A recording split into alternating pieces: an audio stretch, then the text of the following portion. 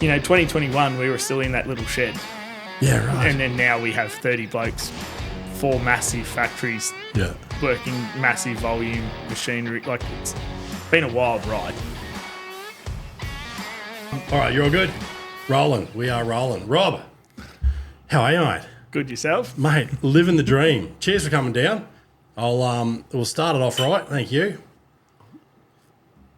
Now, for those that are not watching this, they can't see your shirt. RASLAR. Now, we'll get this right because I say RASLAR. Yeah. You guys don't say that. How do you say it?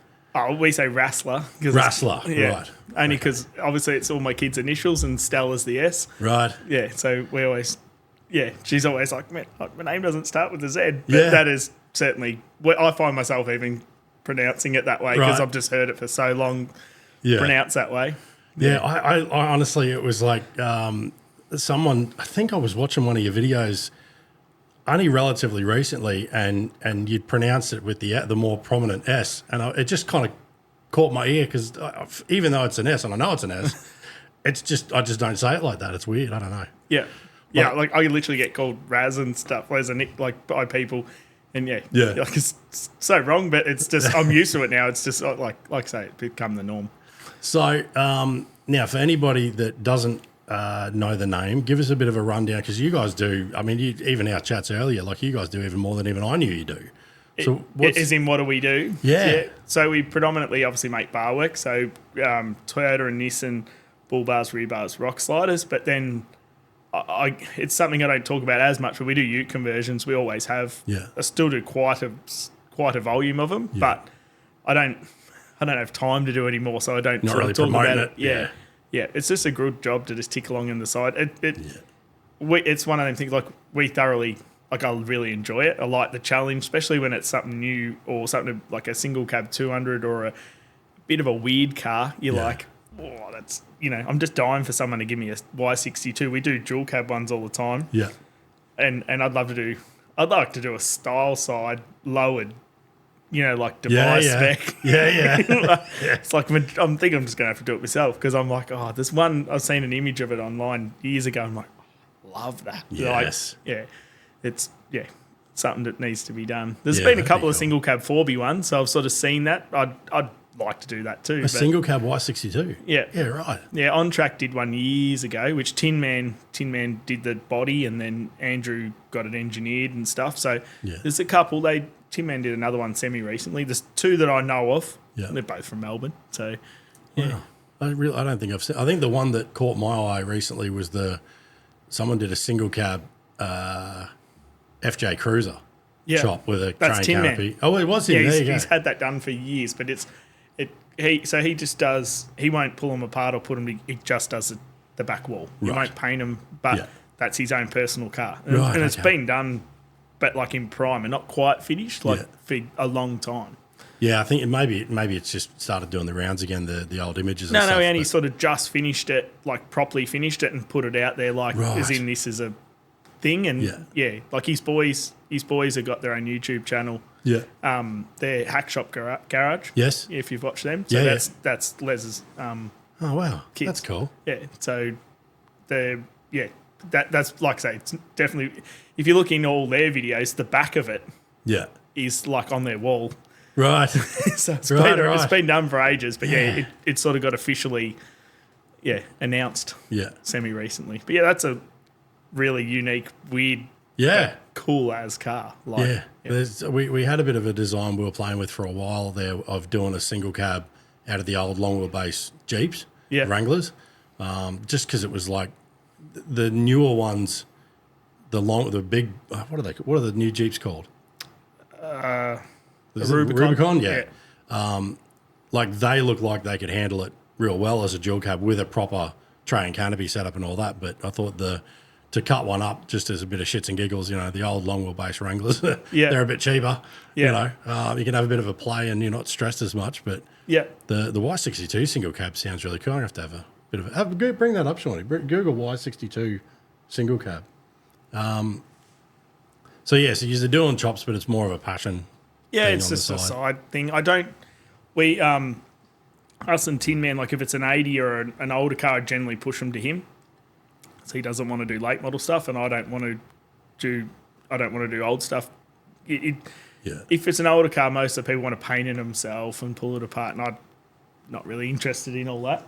There you go. Oh, well, yeah, look at that. That black one. That's the one. Second There row you down. go, yeah. That's cool as. Yeah. Click on that, Shawnee. Yeah. Because it's sort of old school. Like that was, back in the day. Yeah, click. It's obviously someone's comment. Yeah.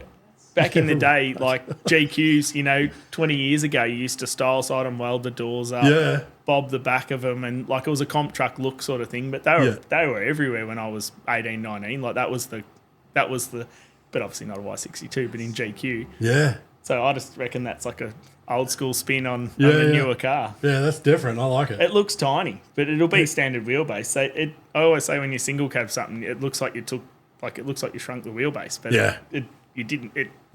Like a 200 single cab looks ridiculous. Like it looks tiny. Like you just look at it and go, people go, oh, how much did you shorten it? No, that's a normal. It doesn't look like a 200. It looks like a BT50. Like, well, it's still big. It's just deceiving. So that is the picture. So there's ones of it later with like cool wheels and a bit more of that Dubai spec sort of stance, But yeah, they're crazy buggers over there. The way they tear us around the sand dunes and that, that's nuts. So the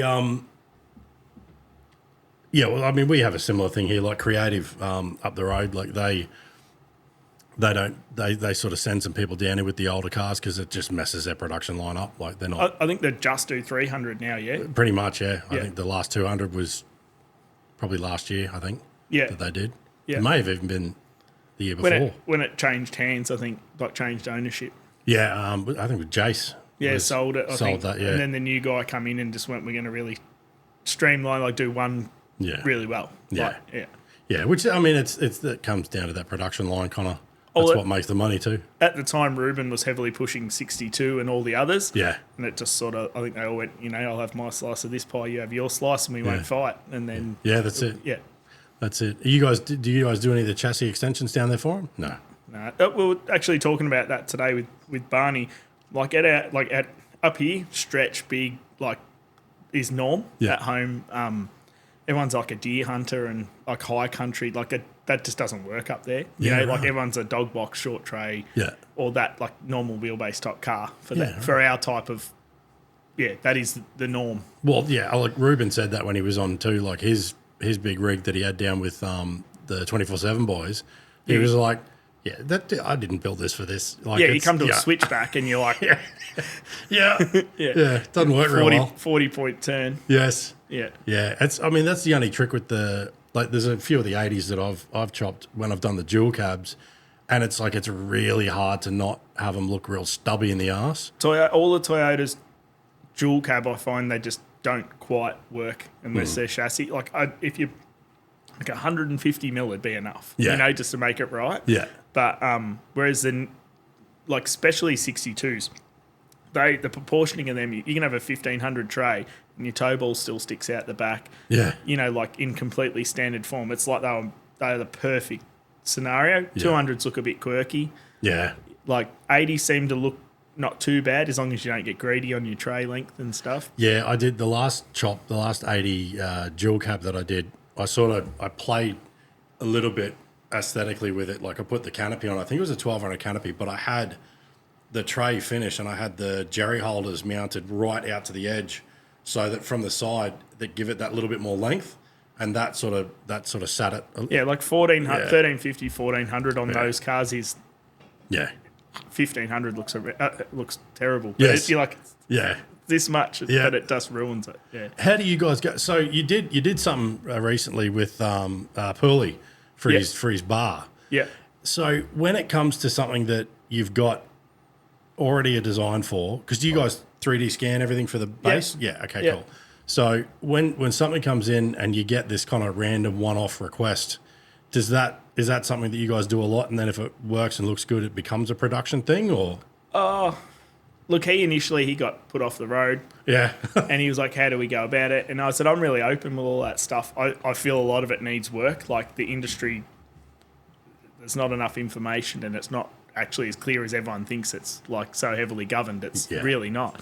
And I said, I'd love to do like a bit of like an episode on it with you. Yeah. And he's like, oh, would you help me do a bar? I said, I will, but I'm going to keep making it and call it a pulley bar. Yeah. And it was never a thought that it wouldn't be a production bar. Okay. And then we already had scans, so we flicked like 3 or 4 ideas at him, and he'd like drawn on a bit of paper, like some ideas he had, like, and then I'm like, come down, and we had basically the bottom half of it all tacked up, and we just spent an afternoon, tried different headlight hoops, and he wanted it really radical. We do a Rob pulley bar, and we do a pulley bar, like Right. it's just really aggressive headlight hoops and stuff, and then like I knew that it'd sell just because he's got such an unbelievable following. Like Victoria, you'll be standing at the front of work talking, me, cars every, hey, and like, you know, all yelling out everywhere you go. I had his Frank, the Hilux, you know, we were doing that. Yeah. You drive up the street, people would be like yelling at you. And, and he's got such a strong following. I'm like, look, we're not going to stop doing the normal ones, but that'll definitely have and it does. We make them every week. Yeah. So Yeah, it's a cool looking bar. I didn't realise that angle that in that episode that you spoke about from the wheel. Is it the front of the tread to the lowest part of the bar? Is that the angle? It's well, there is like a wheel covering or a mud guard ADR. Yeah. But every copper misquotes it. And Right. technically we were worried about will the bar, like we started measuring it up, and we're like, the car actually complies with the bumper off and 37s and 4-inch lift in it. So we're like, it couldn't ever not comply. So this whole front of the tyre being too open, I'm like, have these police never seen a Jeep? Because they come factory like that, you know, like and some, you know, like and they all meet that ADR, but it's like just misinformation, and you know you can get put off the road, and it's all sort of it's up to their discretion. Yeah, you can't argue it. So he had to go and actually had like to take it into the city and had a heap of police look at his car. Yeah, and but one of the coppers that he'd been dealing with actually gave him his number, and we were texting back and forth.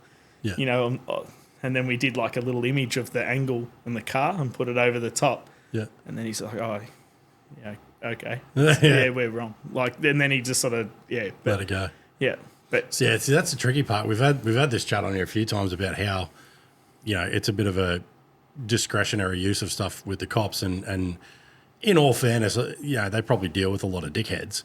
100%. I completely get their point of view also. Like, for the 5% that actually know what they're talking about. And I've had my own. I had my 2-week-old 200 series canaried, and the copper was arguing I had aftermarket taillights and this, that, and the other. And I'm like, mate, it's a brand new car. Yeah, right. But he didn't like it, and it was going off. It was getting put off the road.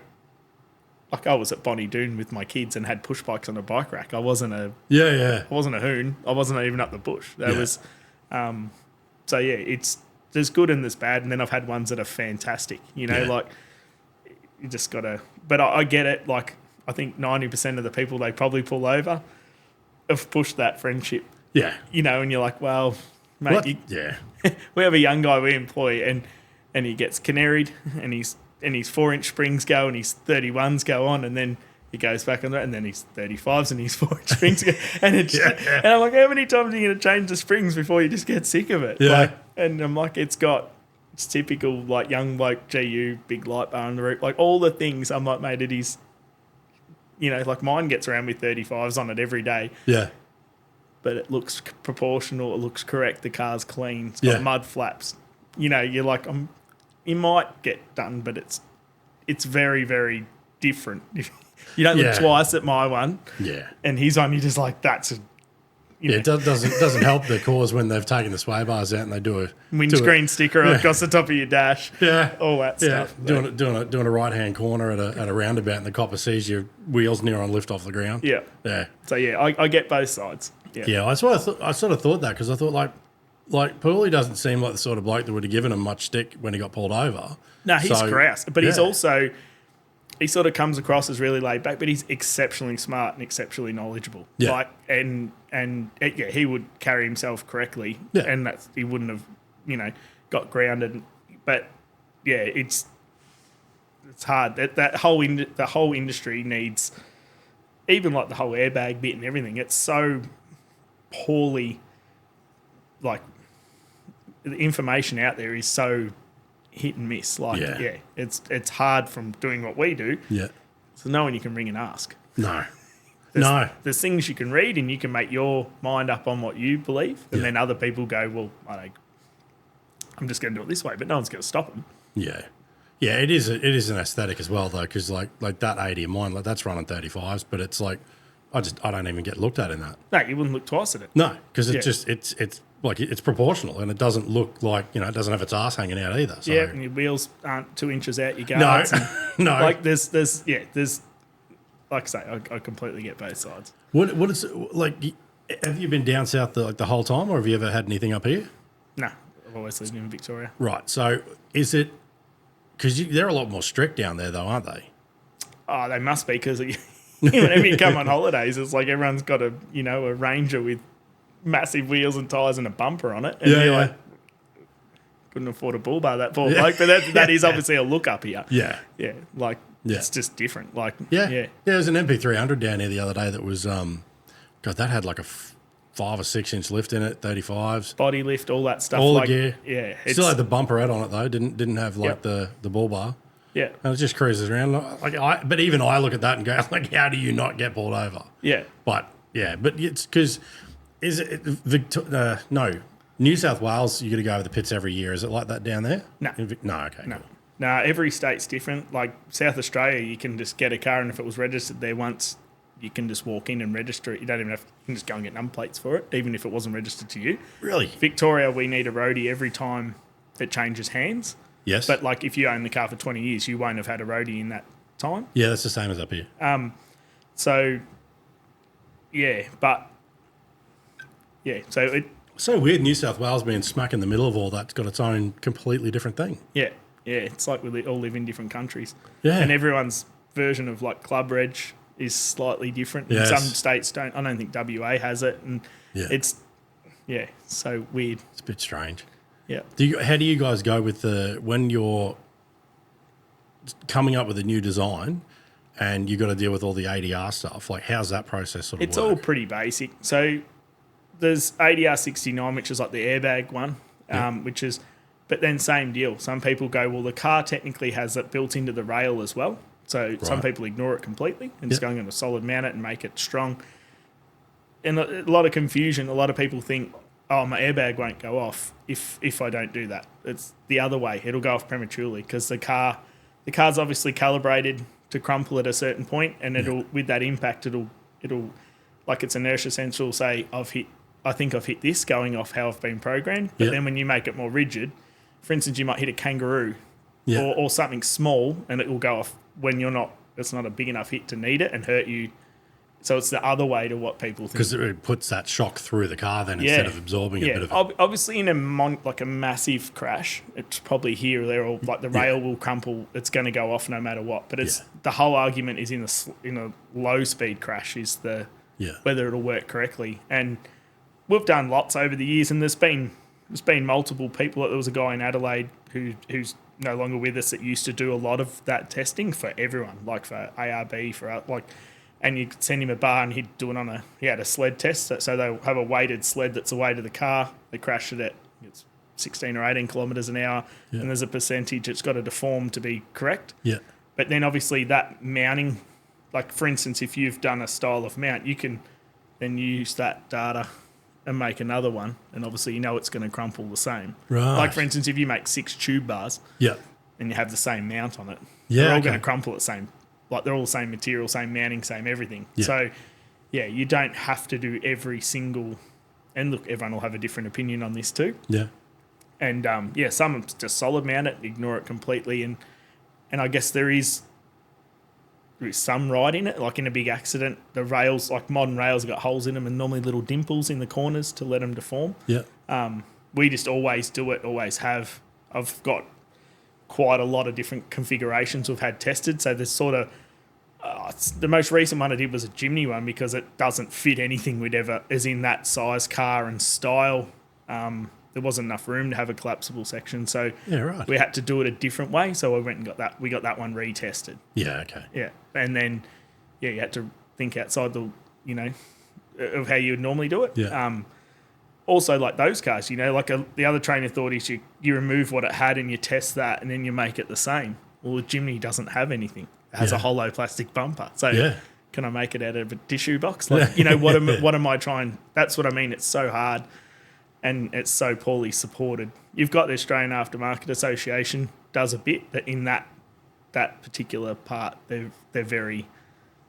don't give you a lot because it's such a open for discretion sort of area. Yeah, right. So it's hard because it puts a lot. They put a lot just back on you to, So in that sort of instance, you basically just got to try and work it out and then send it off and see what the feedback is. Yeah, and don't get me started on the side one because if it's chassis mounted, it goes like well, it's not body, so like it doesn't get for like side impact. Yeah.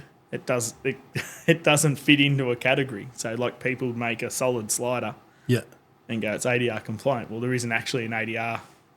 Like we have an industry test for like a bull bar, like the Australian Aftermarket Associations come up with a generic test. So to help everyone out, because you won't be able to get OE data, make it to that. And that's where we're all accepting we're pretty happy with that as a whole across the board. Yeah. There's nothing like that for the side. So obviously a tow bar, it's just 3 times what you want to tow, like 3 times down weight for ball weight. Yeah. And there's a formula like with deflection and all that. So really clear cut. Same as testing a chain or anything. But then certain things just seem to fall through the loophole. And and you're like, well. So for a set of sliders that mounts to the chassis. Well, there you go. It's not in the body. But it's a bit that's going to get hit first. Yeah. So it's like... That's crazy. Well, everyone's slider is a solid piece of stuff. So it's got to play a part in it. And it's not going to deform. We always have done a style mount that will flare open in a massive impact. And we did do a fair bit of testing with that early on to work out like sled testing with it. Yeah. And we've tried to sort of stay... And it's hard because if you try and make it too prim and proper, it's not going to work as a slider. Yeah. So it's like... Yeah, because it'll just deform on the first thing you slide over, yeah. Yeah, so it's like trying to... How right do you want to be? Yeah. So it's a hard one. That's what I mean. It's a very hard industry and the big mobs talk about it like they know more than everyone else, and I think half of them know... I employ a lot of people from huge places and they're like, we were just as poorly informed when I worked there. It seems like it's one of those things though that if they change anything, like I think Kerry Packer said it years ago, that was something to the order of like, in the last X amount of years, the amount of new rules and legislation they've come up with. The world's no better for it. That's right. And like, how about every time you bring up something new and you want to put something new in, you get rid of something old? Yeah. Because it's just all it's doing is taking away all of our freedom and any room for any kind of anything really. Yeah. Especially on that, like I get the ADR component of it for safety in a crash. But at the same time, you would think that... I would think it would be the other way around. I would think it would have to have a minimum strength standard and on top of that go nuts. Because it's like all you're doing is protecting yourself more. Yeah. Like, yeah, but cars have been designed now to absorb the accident to make them safer. So cars have been made softer to do their job appropriately, and so you've got to, and then there's so many other things. You now got like your front, like, anti-collision, like automatic braking, cruise control, parking sensors, like all this stuff. Same deal. You're not supposed to move a lot of it. Some of it you have to recalibrate if you move it. So we try our absolute hardest to not touch any of that stuff. Sometimes it's physically impossible. Yeah. Most Toyotas, it's in the badge. So it's in the grille. It's lovely. You don't have to touch it. Yeah. Patrols kindly put it at the bottom out the way. We can just make a home for it that it's protected, but not move it. I'm huge on even like blind spot and all that. Not like... This thing's bugging the shit out of me. Oh, you stay up there, you prick. We try really hard not to move it because some places just unbolt it and move it. And I'm like, well, they've spent probably billions of dollars of design and that had to be there for a reason. I don't feel I'm allowed to just make it and put it in a different spot and say it doesn't matter. Yeah. But yeah, generally like parking sensors, all the basic stuff are really easy. There is, in the last sort of 10 years, there's been a lot more information come out about like sharp edges and distances from bonnets and all that stuff. your degree. So the general rule of thumb is you got to be able to hit the human and push them down the road, not run over them. So like leaning forward, top bars, that flick you down, they're illegal. You've got to have rake. Yeah. But then, the rule is it's got to hit, sort of the image is it's got to hit an average human in the bum sort of area. Right. And fold you at the top and fold you at the bottom and launch. Well, what's an average human? Yeah. But then when you put lift in a car, so you GBM a car, Yes. all the rules move, don't they? Because the car's now 2 inches higher than what it come out. Yep. So if you build the bull bar to be legal on a factory height car, and then you do, for instance, a superior 4-inch lift with 35s on a 79, well, far out. The impact point is above any human's waist. Yeah. And there's nothing you can do. Nothing you can do about it. But like that bit just seems to just fly untalked about. Like an ARB bar would be illegal on that car.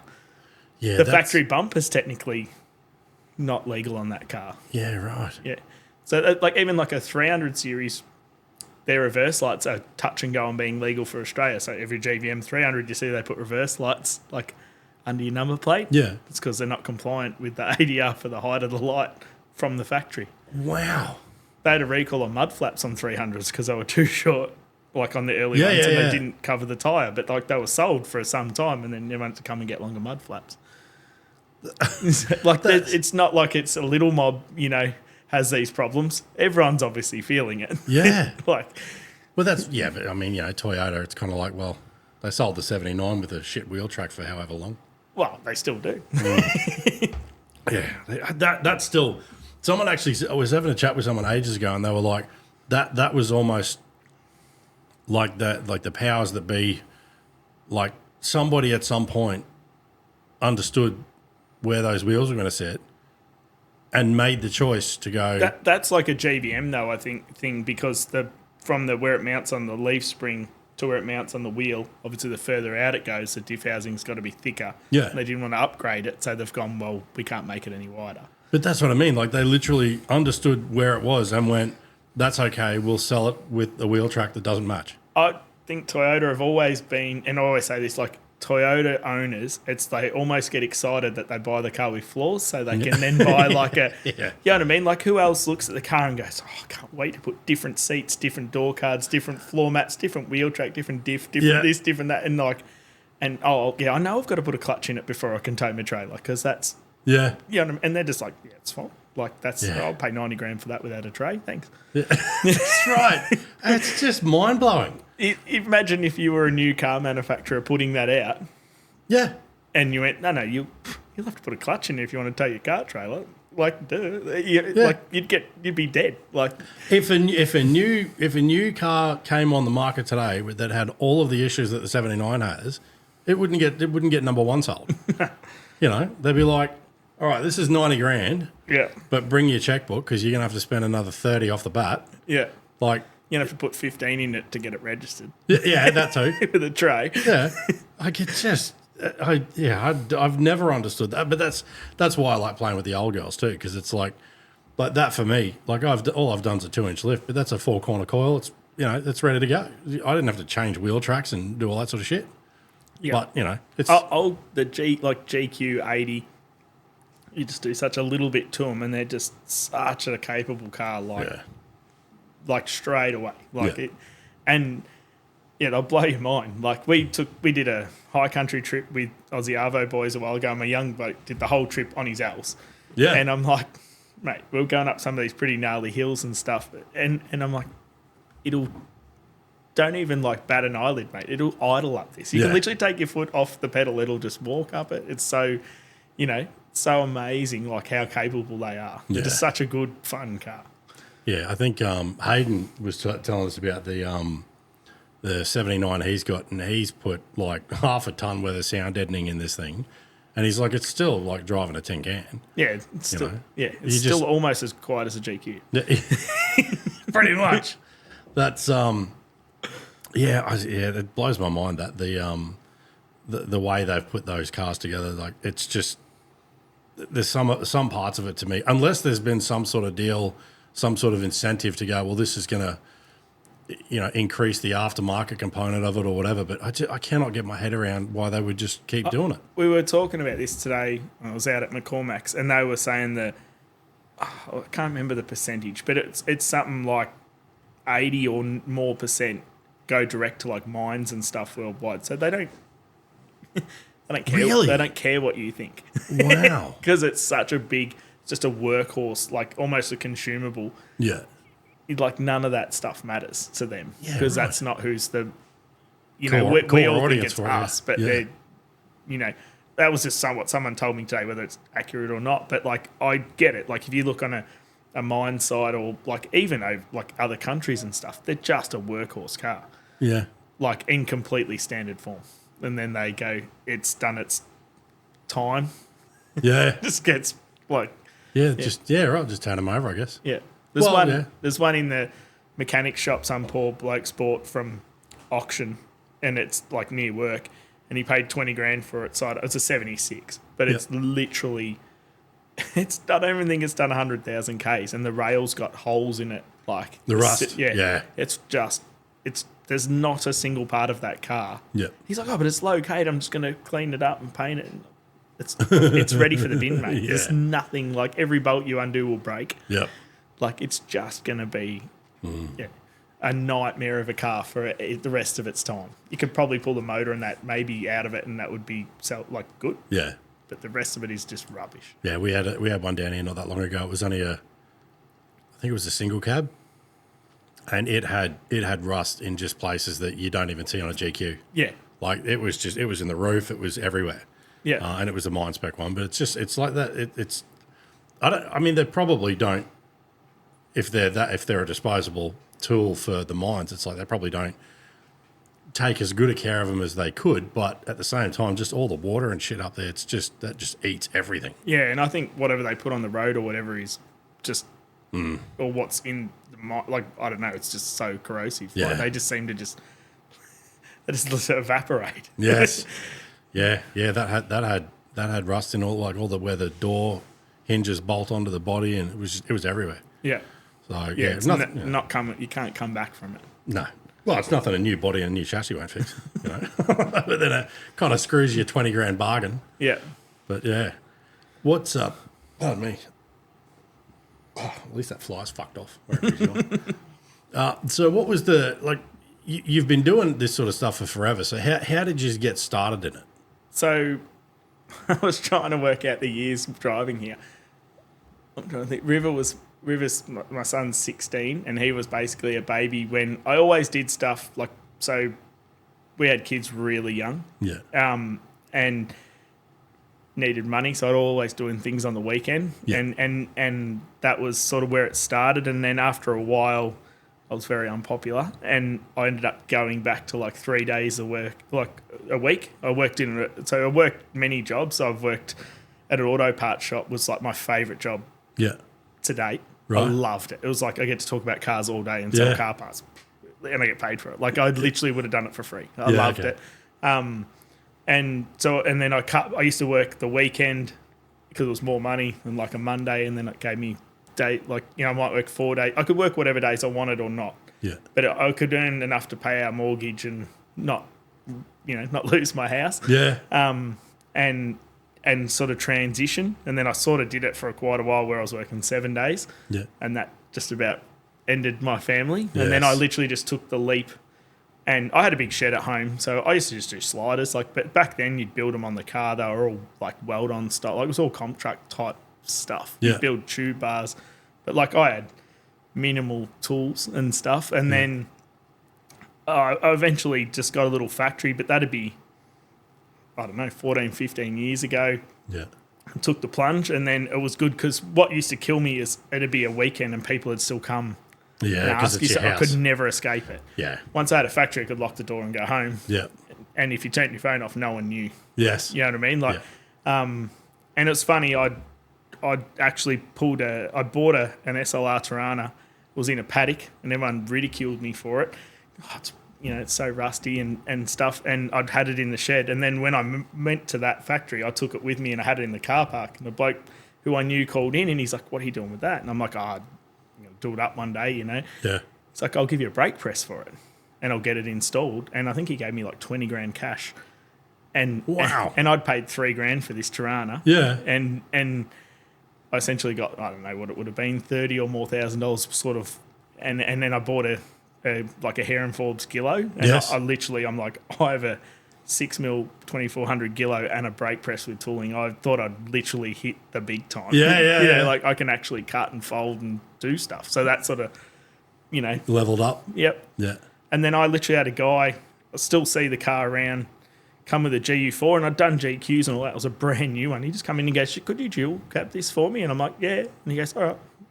Yeah. I just left the keys, and I did it like with a brake press and made it all sort of proper. And then that took me to another level, and I started doing them and other stuff. And my good mate, Daniel, he just walked in one day with his welder and his toolbox. He said, I quit my job. I'm going to work here until you've got enough money to pay me. Right. And then, that was it. That was sort of the start of low production, but we were making rebars in a form of a volume. He made them every day. We started having like a proper steel rack brobo. Like it was a proper workshop, you know, and we did that for a little while. And then same deal, like the factory at the bottom, which was like 3 times the size, become empty. Yeah. And I'm like,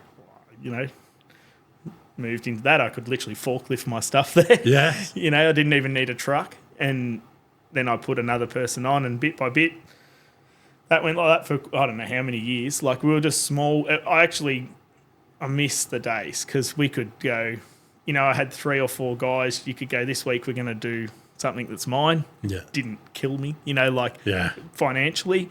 You could work on if I was building a race car or something, we're all going to jump on it for 2 or 3 days and get it out of the workshop. And,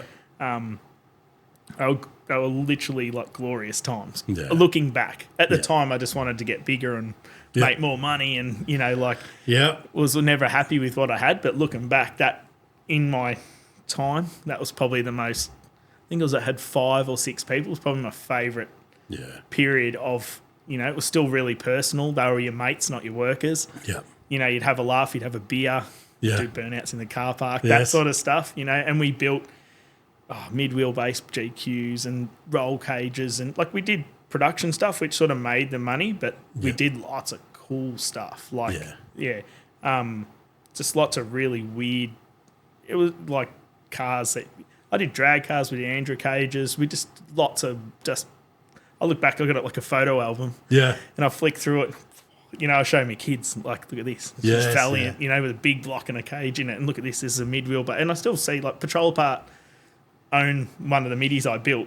Okay. Paul bought it back and restored it. Right. So he's got it's white now. It used to be blue with a white interior, and it was all engineered, midi, long-armed, really like wild car then. Now you just go, it's just like it's nothing. But at the time they were out there cars, Yes. And did lots of that stuff. And then we ended up getting to where I think we had, I don't know, a lot of people, maybe 12 in this, we always joke, we used to call it just some blokes that work in a shed, because a bloke literally said that one time, used it as some blokes in a shed. And we've still to this day, we just go, we're just some blokes that work in a shed. Yeah. And a factory come up, like we literally couldn't fit in there. I'm like, I'm going to move the fitting in the office to Lilydale. And we looked at like where we wanted to be. Didn't want to go to Bayswater because it's huge, like in Melbourne, it's huge industry. Like it takes you 30 minutes just to do like the 3 kilometres to get out of Bayswater. Like it's the traffic and all that. And then I'm like, I don't want to be there. I want to be in Lilydale, which is like the fringe of where the city ends and the rural starts. We want to be there, but it's a lot harder to get a building. Anyway, one come up, we went and looked at it and went, all right, we're going to put fitting, the office, everything in Lilydale with the hope that one day that's what we're going to do, right? And then that was sort of our front of house, and that worked really good. But the owner of that estate, who's been like absolutely incredible for me, he was like, after a bit, he's like, oh, I really like you. And he's got like hundreds of factories. Yeah. And it's like, what do you want? And I'm like, oh, what do you mean? He's like, I'll build you a factory. How big do you want it? And I'm like, I'd like this. He's like, all right. Like 4 months later, we had this monstrous factory. Wow. Exactly what we asked for. I'm like, I want no office, no nothing. I just want factory. Yeah. Minimum, like, toilet block, nothing else. Yeah, like, And he's like, yep, done. Boom. It appeared. And then we filled that. So that was, 2021, we were still in that little shed. Yeah, right. And then now we have 30 blokes, 4 massive factories, working massive volume machinery. Like it's been a wild ride. It's been hard, but yeah. Anyway, and then once we filled it, we were literally not even finished moving in. We started working in there. He called in. He's like, best to get another one started. And then he built us we got a massive one on the actual main road. They're only like 100 metres apart. Yeah. But yeah, so we always wanted powder coating and boxing and fitting to be its own thing. Yep. But you literally just drive the product from one, like raw out of one. So that's machinery and welding, and that's where it gets finished. Yeah, and it's grouse. They are exploding at the seams, all of them now. Yeah, right. So I don't really know the next step, but that's been the last 4 years. It's just been mental. So we've like quadrupled in that time. How did you guys go through COVID with all the lockdowns Best down there? time of my life. Yeah. In business, it actually stops you doing stuff. We live rural. You can still ride a motorbike. Yeah. You know, I'd laugh. You go out the bush, take the kids like for a walk or on a motorbike, you bump into 5 other motorbikes that, you know, you'd be like, oh shit, is this a copper? You take your helmet off. Oh, g'day. Here's one of your mates. And everyone was doing it, you know, and so it made you stay, like we still worked the whole time. We were lucky we could work, but you couldn't go and do anything else. So you spend a lot of time at home. You did a lot of stuff you wouldn't normally do. Business-wise, because you could just go, you didn't have the hassle of people coming in. Yeah. It let us the online sales explode. Structure how you wanted to do it. Yeah. And if you're not going to be here, I'm going to buddy those 20 orders up and just, create process. And it was great. Yeah, right. So it excelled our business huge. And every single business I know, God, if you had a food shop, you would have died. Yeah. They're a restaurant or like anything like that. But like our industry, it was like everyone's like, it's best. Like this is, I'm making, so much product, No, everyone's really forgiving of lead time and stuff because they can't go out anyway. Yeah. For our industry, it was fantastic. Yeah, nice. What do you guys see as far as, obviously what you're doing now is, the production of all the bars and everything else. Have you guys got like a few little gems that you're working on for future stuff that maybe people wouldn't expect out of you? Or? Yes and no. Like we've got a heap of new products, but we're actually now going backwards and trying to work out how we make things more efficiently, improve process, because we've grown so quick. Everything from like levels of management to like process things, you'd skip a lot of, you've jumped 3 steps where you should have done them one at a time. Yeah. So. Yeah, but the orders flying in tends to do that to you. Yeah, so I've sort of tapped out what I can make. Like say if we make 300 items a month. Yeah. I can't I've got to work out, I've got to make them more efficient. Yeah. And then and fix a few little processes before I can. So we've already got the products designed and done. Yeah. Just don't put them out there because I'd have to stop making this one to make this one. So it's pointless. Yeah. I might as well keep doing what I'm doing. But, everything that we've reworked and improved, we've knocked substantial time out of it, which means you can make more each month. Yeah, I've put 3 or more people on in the last 2 weeks. Yeah, right. And we drew this big, I don't know, I'm not a business person. I'm just fumbling my way through it, and we literally got a big bit of paper and drew everyone's thing and who's their boss and who's their this and then we're like, oh, we've got a gap here, a gap here. Yeah. This doesn't exist. Yeah. This is actually really important. That's the costings and all the stuff that we just ignore because we just want to make it. Yeah. And trying to fill all those gaps, and then we'll go again because we're like the speed we're going, we're just getting everything, like the things that are wrong are just getting like more and more of them. Yeah. You got to stop, fix it, and then with that you'll make more product automatically. Yes. So, and then we'll take the next step. That next step, I don't know. It's with the whole what we've built is in as far as the building layout, like everything. Our MIG gas is hard plumbed. It automatically reorders. Our like bays are all like everything is made to do more. Yeah. So even our powder line and everything, if you add a person you get more production. Yes. Like whereas before we got to a point in the small building, the more people you put in, the less you made, because it was just over the top of each other. Yeah. And I'm like, oh, this is weird. I've put 3 more people on and I've made less products, and everyone's grumpy and like So it's been a big sort of step back ready to move forward again. Yeah. But our setup and our building and everything is so good now. Like that sounds cool. I mean, I've seen some of the video. You haven't done a full walkthrough though, have you? Video? Oh, I have, Ellen, but like it changes literally every week. You're building something or moving something. Yeah. And everything like that we've done. Like, so we had a spray booth installed and I moved it less than 12 months later because I'm like, all right, I got to put a laser there now. Yeah. And then I'm super impatient. So you get them, the company to come and look at, it'll take us this long. Fuck, I can't wait that long. Yeah. I'll move it. And you just get the plumber in and this and that and we do it. And the powder line and all that. I'm like, I can't wait. So we built one. Yeah. And we wanted it a certain way. So, I don't know. We're all, like all the original core people are all fabricators. So you just go, we'll just do it. You know? Yeah. It's not like you can't come up with your own sort of, framing and stuff to do what you want to do. Yeah. And you know what you want now. Like we've done it long enough. You're like, I know the layout. I know that's our old building. Oh, is it? Yeah. Yep. So like, that's roughing out the new one. So that's our front building. That is exploding at the seams now. Like, but that's the old oven. But that oven I literally bought like off Marketplace years ago. It's funny. We've got this sandblasting room for spraying garnet, blasting everything. And I bought it it was on eBay, and a guy had it on pallets in a paddock. Right. And he's like, oh, it's pretty sure it makes a blasting room. I bought it at like a sale thing of a business closing down. And I'm like, for $3,000, I'll go have a look at it. And went and looked at it.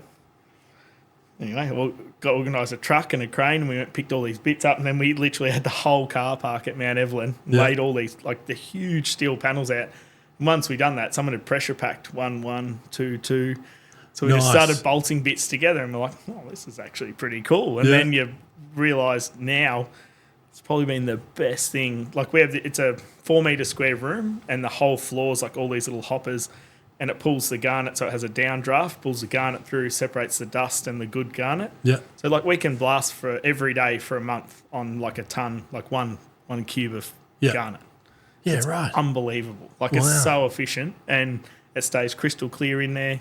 And it I've done a few patches and rebuilt a few bits of it, but it's essentially what I bought years and years ago. And it's the blasting people come out and go, you can't buy that sort of thing anymore. That just doesn't exist. You can buy ones that made out of a shipping container, and you still got to sweep the floor. This is epic. It's so, it wouldn't be power efficient, and it's got massive old motors and all that stuff. But that was one thing I learnt, always having power drummers. When we got the building built, I hand wrote on the lease, I want 500 amps. Right. And he's like, 8-year lease. Cool. And then he's like, I had to get a substation put in for you, you bastard. But we can run, I'll never run out of power. So, because every building we've ever had, you've been limited by power. Yeah. Yeah. I took the Telstra tower out 2 days after moving to Lilydale. Right. Because we were buying everything in, and you're like, it seems good. No, geez, the power's not working. And then you see the guy in the factory on the other side and another guy, they all walk out, and you're like, I'd melted the mains that went underneath and wiped out all of them. So that's gold. And I'm like, right. So I looked at a powder coating sandblasting setup, and we got all the big 100 mil the fridge panel stuff. And we did I think it was, I want to say it was about 5.5 by about 8. And had the big thick paneling on the roof, but we got through to a point where we had the structure up, and we started looking at the ventilation for it, but it was just on a concrete floor, and it was going to sweep this up every however long, and then it just sort of got to a point where I was like, I'm just going to use it as a clean room, so I just converted it. It's wild because we build trestles to blast stuff on, and now the brew, yeah. Yeah. And everything that's in there just evaporates. It's like you'll build a 6 mil. So we'll do 100 by 100 trestles, and then fold a 6 mil cap. Yep. Goes on the top of the sit like your item under blast, and then Brian will be like, "I need new trestles," and you're like, "What do you mean?" They're not there. Like it's two uprights and like the bottom bit of the RHS. You know, it just disappears. Like it's so like because he's in there all day and it just stuff just disappears. Like it's crazy. But yeah, cool. I mean, I always say the easiest part's been making the thing. It's the learning to powder, box, blast, electrical things, like all the bits no one even thinks about. You know. Yeah, I get that here. I mean, it's like welding up we did the big fab table down there, and I think it had to be 6 times. It threw the power board. So, you know, kicking along. The first time it happened, I thought I'd gone the duty cycle on the welder. Fuck, all right, excuse to walk away for a minute. Come upstairs and all the lights are off. I'm like, oh, fuck, hang on a minute. That's a bit dodgy. Yeah. But, you know, we don't have a lot of draw, but even that was enough to throw it here. Yeah. So I can't imagine the stress you guys would have. Yeah, it's substantial. So yeah, we've like I mean the buildings we have now we've had to go from scratch, like every single part. So and that's something you completely don't even allow for. Like when you set it, like it's literally hundreds of thousands of dollars in power. Like as in really that much? Cabling. Yeah, where you go, all right, I want 15 3-phase points, and you think how deep.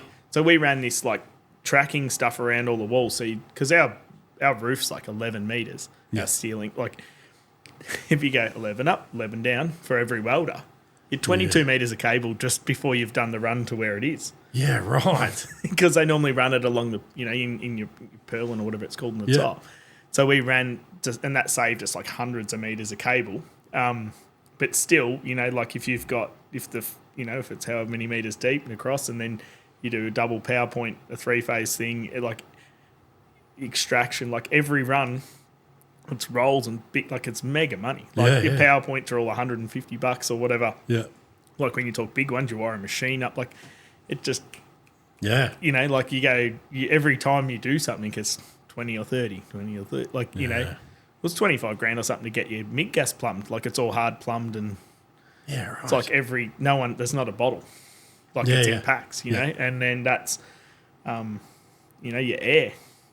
Just all the things you don't think of to actually make it nice. Yes. Like not just have a Mount Evelyn, we just had airline plugged in. Yeah. And it'll just leak everywhere. You turn the radio off and you'd be like, put it back on. I don't want to hear that. Yeah. But yeah, that's all the stuff you just don't think of. But it adds up really, really quick. Yeah, I've only got 2 3-phase things here, which is the compressor and the big the coping linisher for the pipe work and stuff like that. And that's like even that's only probably 7 or 8 meters all up.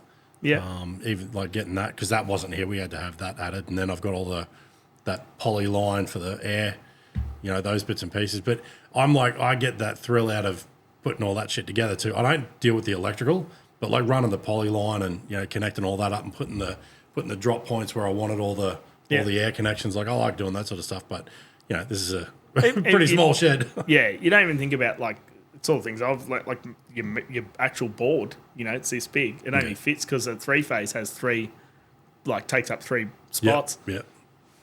10 3-phase power points. It's full. Yes. And you put another one, and then you go right. I'm going to do all the single phase.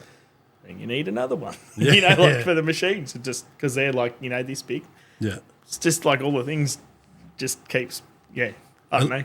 The one part of the good, I would think down there, at least you guys aren't working in like a sweat box. Like it'd at least be a bit cooler. Summer gets like the buildings we got now are a lot better than like we were literally in a shed. So that was horrible. Yeah. Low roof. Our and because we got such good extraction now, like it does like 27 air changes an hour or something. Like it's got they're thumpers. Like if you accidentally put the roller door down, forget to turn them off, like you won't open the glass door. You're like, I got to go turn the fans off. Where yeah. When the roller door gets to like that high, it's like a cyclone. You know. So yeah, that's cool. Yeah. What do you guys see for like the next kind of setup then? Like is there a lot of like rural area down there where you could build like a like that big mega structure of. Oh, there's heaps of rule, whether it has the zoning. The beauty of where we are is zoned. You could just do another shift. Okay. You know, like, is it zoned appropriate? That was something we struggled with at Mount Evelyn. Yeah. It was technically sort of residential. You know, it was. Yeah. Yeah. So I had many a neighbour. Yeah. In my 10 years or more I was in that estate. Yeah. Come in, I've just bought the house next door, and the estate agent told me you don't work on Saturday. Yeah. Of course he did. Yeah. That's what he told the last three owners. Yeah. Anyway, I'll start you off here. I've had an EPA, like I've had a noise thing done. I'll do this and this and this. Just don't bother complaining about all them, because that's, you know, I'm okay. I'm allowed to be here. Yeah, and then 2 years later they'd be gone. But you could do, I mean, because you guys send stuff overseas too, don't you? Not really. It's mainly just, you might send the odd thing, but no, it's mainly just in Australia. So, yeah, okay. Yeah. I get asked every day to send stuff overseas. I just haven't really got a good channel to do that through yet. Yeah. So, and we've always sort of been behind, is in sell more than you can make. So it's never been like I need more. I've never lived through that bit where you're like, I need to chase work. Yeah. Like it's just, I've got to just keep up sort of thing. Yeah. And when you make more, it's already gone. So you're like, well, try harder. So, what do you think it is that makes you guys like have had the impact on what is a pretty flooded industry? Like, you guys have just come into something that's already very, very well established and kind of just started to dominate a lot. Yeah, I don't know. Like, people forget I have been around, maybe in a small scale, but if you're a hardcore, like, early patrol guy, you'd remember me from that era. Yeah, like, because I was around a lot. If you're in your 40s now, you'd remember the comp scene that used to exist and that sort of stuff, and we were around then.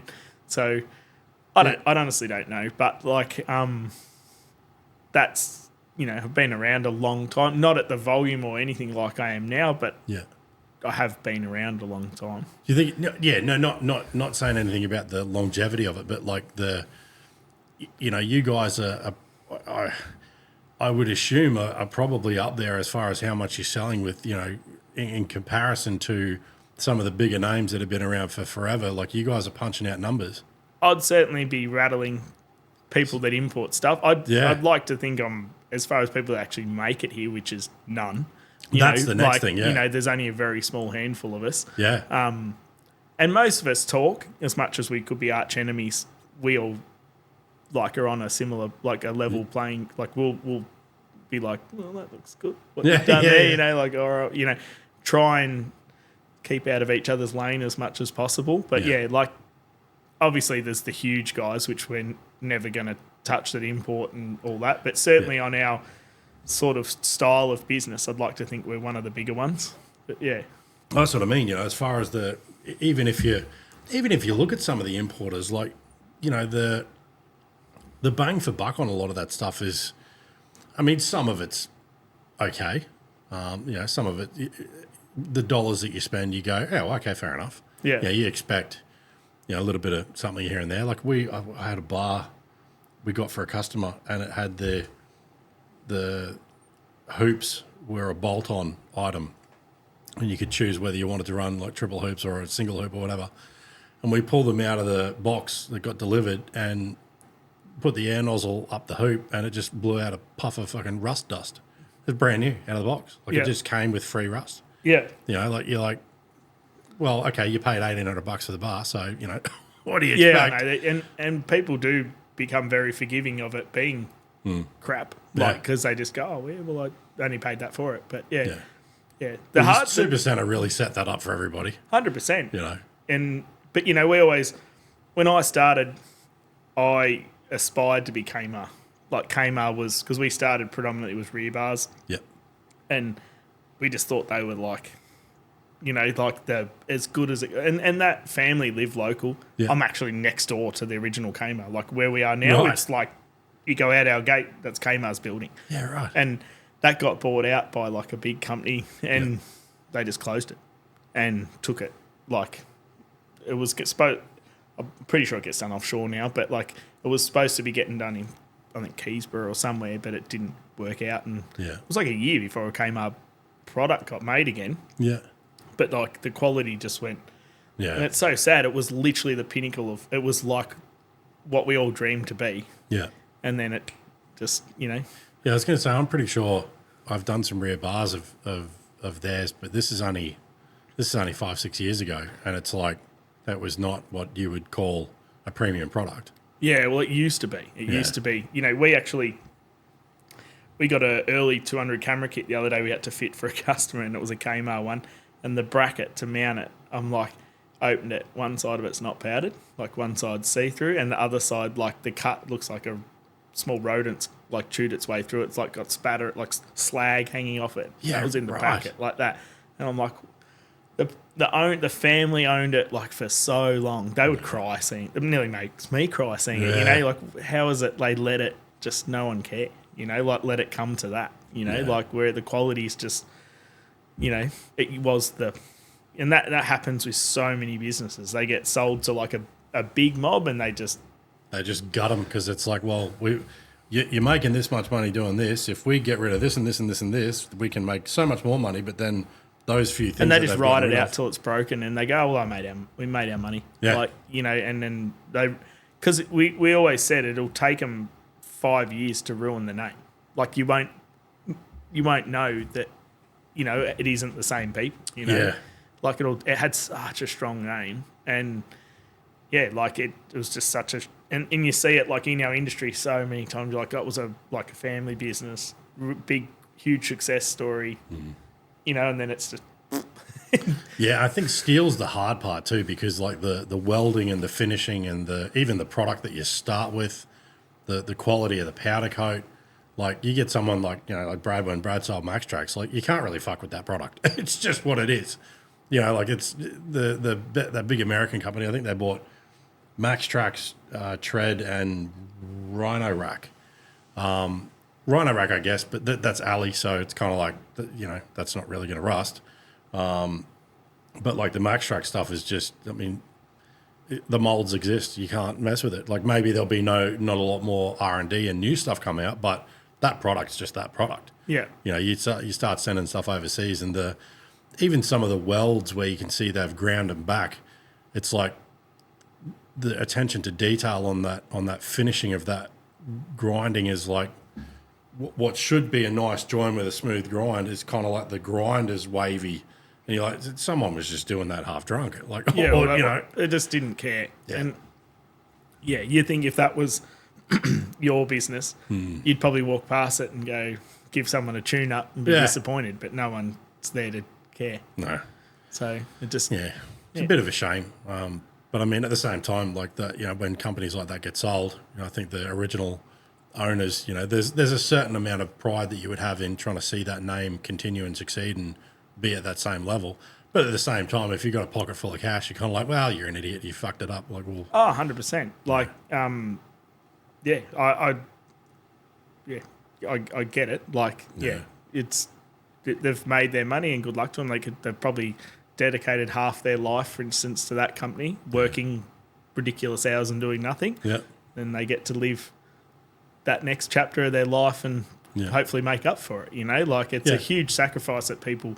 And I also get why people send it offshore, because to make stuff here and literally just to have a business of any description here is pox. Like, it's hard. Like the government does nothing for you. There's minimal incentives to have an apprentice. Like I would have had. Far out. I reckon I would have had 15 apprentices, you know, over our time. I've still got one now, and I grit my teeth. I hate it because you're like, well, you pay them for 5 days, you get them for 4.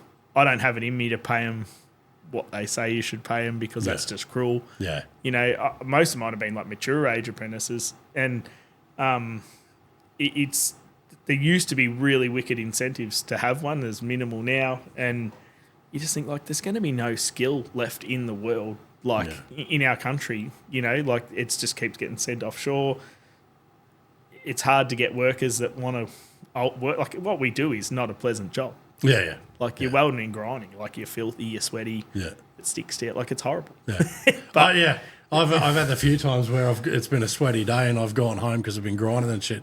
and you're like, with all the sweats, like your arms are orange because you've started rusting. Yeah. You know, like, yeah, I get it. But Yeah. it's, you know, there's certain people that enjoy that. Oh, and know. there's a huge portion of our guys are like got tremendous pride in it's more than a job. Like they love it. Like I've got quite a few that have been there a long time, and they're like they talk about it like it's theirs. Yeah. You know what I mean? Yeah, Like it's a part of them now. Yeah, like they're there because I don't like doing that, but I'll do it. You know, like Yeah. I want it to be right. Yes. You know, like, and that's it's hard to find them people. Yeah. But yeah, we have a really, really good group. They all have a laugh, and Yeah. you know, like we have a really, really good crew at the moment. Like it's great. So it's fun to walk around and see them having fun and enjoying it, and be like, oh, you know, like it's not all sunshines and lollipops, but you know, it's most of the time it's pretty cool. So you guys, it's literally like R&D, like thought process of concept through to powder coating, packaging, and sending. Yeah, we do some of the cutting and folding we do outside. I just can't physically do the volume. Yeah. Like, the volume in like a sheet metal front bar, like in the cutting and folding, the hours that's in that, you know, we literally use. They're all great, like so Wiggly's that you've had on here. Yeah. Like we do heaps of them. Boss Aluminium does a lot of our aluminium stuff. Yeah. He does a lot of folding and stuff for us. So there's a company called New Touch. They're all Australian companies, all local. Yeah. Like I literally spend hundreds of thousands of dollars a month with them all. Like it's, and I like people go, oh, you should bring it in house. I'm like, oh, that's very competitive. I'm not going to make a lot getting it. I do as much as I can in house. Don't get me wrong. We do the same thing at work, but I kind of love working with them. You know, like we're all on the same. We're all fighting the same race. Look, you know? we do that with the snorkels. Like in-house does mine. Like, because there's a part of me where I'm like, could I go and buy all that stuff and do it all? I mean, theoretically, but he does it better than I'm ever going to do it. Like, it's like that's for me is like, I love that partnership because I'm not. There's no compromise. Like when that rocks up, it doesn't matter what's going on. It's right. Yeah, You and know? if you've ever met like the Wiggly boys or like Dave from Boston, like their love for it is like, you know, it's not a job. Like they absolutely like, I always joke that I reckon Dave from Boss would like dream canopy. Like he just, he's so, I'm like, how do you stay so like, you know, driven and want, you know, like to keep just moving more like forward and. It's all passion. Yeah. Like it's all passion for it. Yeah. Like we go to like there's expo in the city, you know, manufacturing expo. It's all machines and that. You see him every time, and he's there looking at. I'm going to buy this, Rob, and far out, Dave. It's another like serious coin. Yeah. You know, Yeah. just keeps putting it back in, and like good on him. He's like they're unbelievable. Those are like the real standout businesses, you know, of what they make. Like they're the you know cream of the crop sort of thing. Yeah, it's look, I get it. There's like those chops. Like I don't really deal with much alley. Like I'll in the 79 that we did, like I modified the tray, but I'm not going to build a canopy. Like that's just no thanks. And especially like polishing alloy, like that's got to be the shittest job ever. You know, like that's one that sucks. Yeah, but it's like I get it. I mean, if and there's a certain amount of stuff where you sort of got to go, okay, like there'd be a nice little ego tick of a box to go, we do absolutely everything in-house start to finish, but I get it, there's certain parts where you go, it just doesn't make sense. Like, why would we do that when it's floor space, it's staff, it's everything? That is literally the only bit that we don't do. Like, and a lot of it's been, you go, well, you might go, well, for instance, a laser cut, like laser cutting, so there'd be 50 laser cutters in Bayswater, like it's so cutthroat. So to buy a machine, put someone on to run it, and all the stuff that goes with it, you'll make more money, but it'll be minimal. Whereas you go, I'll buy a spray booth and put a painter on. Yeah. The margin in painting a bar is actual real money. Yeah. And you go, okay, well, that's then going to fund doing the next bit, and that's everything. Like it's always been, I'll buy another brake press, but first I've got what's going to give us more margin, and what's going to benefit us more. I would argue the laser is 100% convenience and nothing else, because it's such a saturated cutthroat thing. Like anyone can get laser cutting done at the drop of a hat. Yeah. You know, and I could get something cut, I reckon, nearly quicker than that. Like at the same speed, I could literally send a file and drive and pick it up. Yeah. You know. Yeah. Yeah. But I mean, look, we have it all, but every other part we do like there. Yeah. So, and yeah, eventually I guess the dream is we'll do every part, but I also don't mind if you have that good relationship with the good businesses, as you get like fluctuate, you can, you know, we spread it across 3. So if I want to do, like we did a mega batch of, like we did literally like 125 62 bars in one hit the other day. And, wow. And like that's like, if you physically put a person on a press, like it'd be 2 months or more work, you know, like, but I wanted them and I farmed them out and they did it in a shorter time. They would have had multiple people cutting and multiple people folding. Yeah. But it got it done and it would have crippled my whole business. Just, you know, we were doing 10 other products at the same time. Yeah. So it does work sharing and having that relationship that you can, you know, spread it around. Well, sharing the load too, because it's like, you know, like you said, it's putting the asset where it needs, and if that's the sort of thing that you go, okay, well these guys like Wiggly or any of them are like, whatever you're sending out, you're going like, I trust that the integrity in their product is as if I did it. You can also see it's right. Like if we put it together and it goes together, it's right. Whereas if you wanted to, for instance, outsource powder coating, it all looks good. It's not till 12 months later when it falls off, you know it wasn't. Yes. And you've done 1,000 items in it, you know. Yeah. So there's things I would happily like that part share, but then from there sort of forward, I wouldn't. Yeah. You know, you're like, because it's just too hard to, somebody else can sink you. Like, yeah, for sure. Yeah, because it's not their worry if it's not quite right. Whereas from that part forward, if you do it shit, it might not fit. If you blast it not right, it might fall off. If you know what I mean? Like box it wrong, it gets scratched in freight. Yeah. They're all problems for you from there out. Yeah. Is there anything like that you've got, you get into any of the other, like the accessory bits, like the... Not really. Only stuff that'll bolt to the car. Like is in bolt to our thing, like a UHF, a winch, lights, MAXTRAX, like, or treads or whatever. Things that'll go, jerry cans, you know, that'll accessorise our...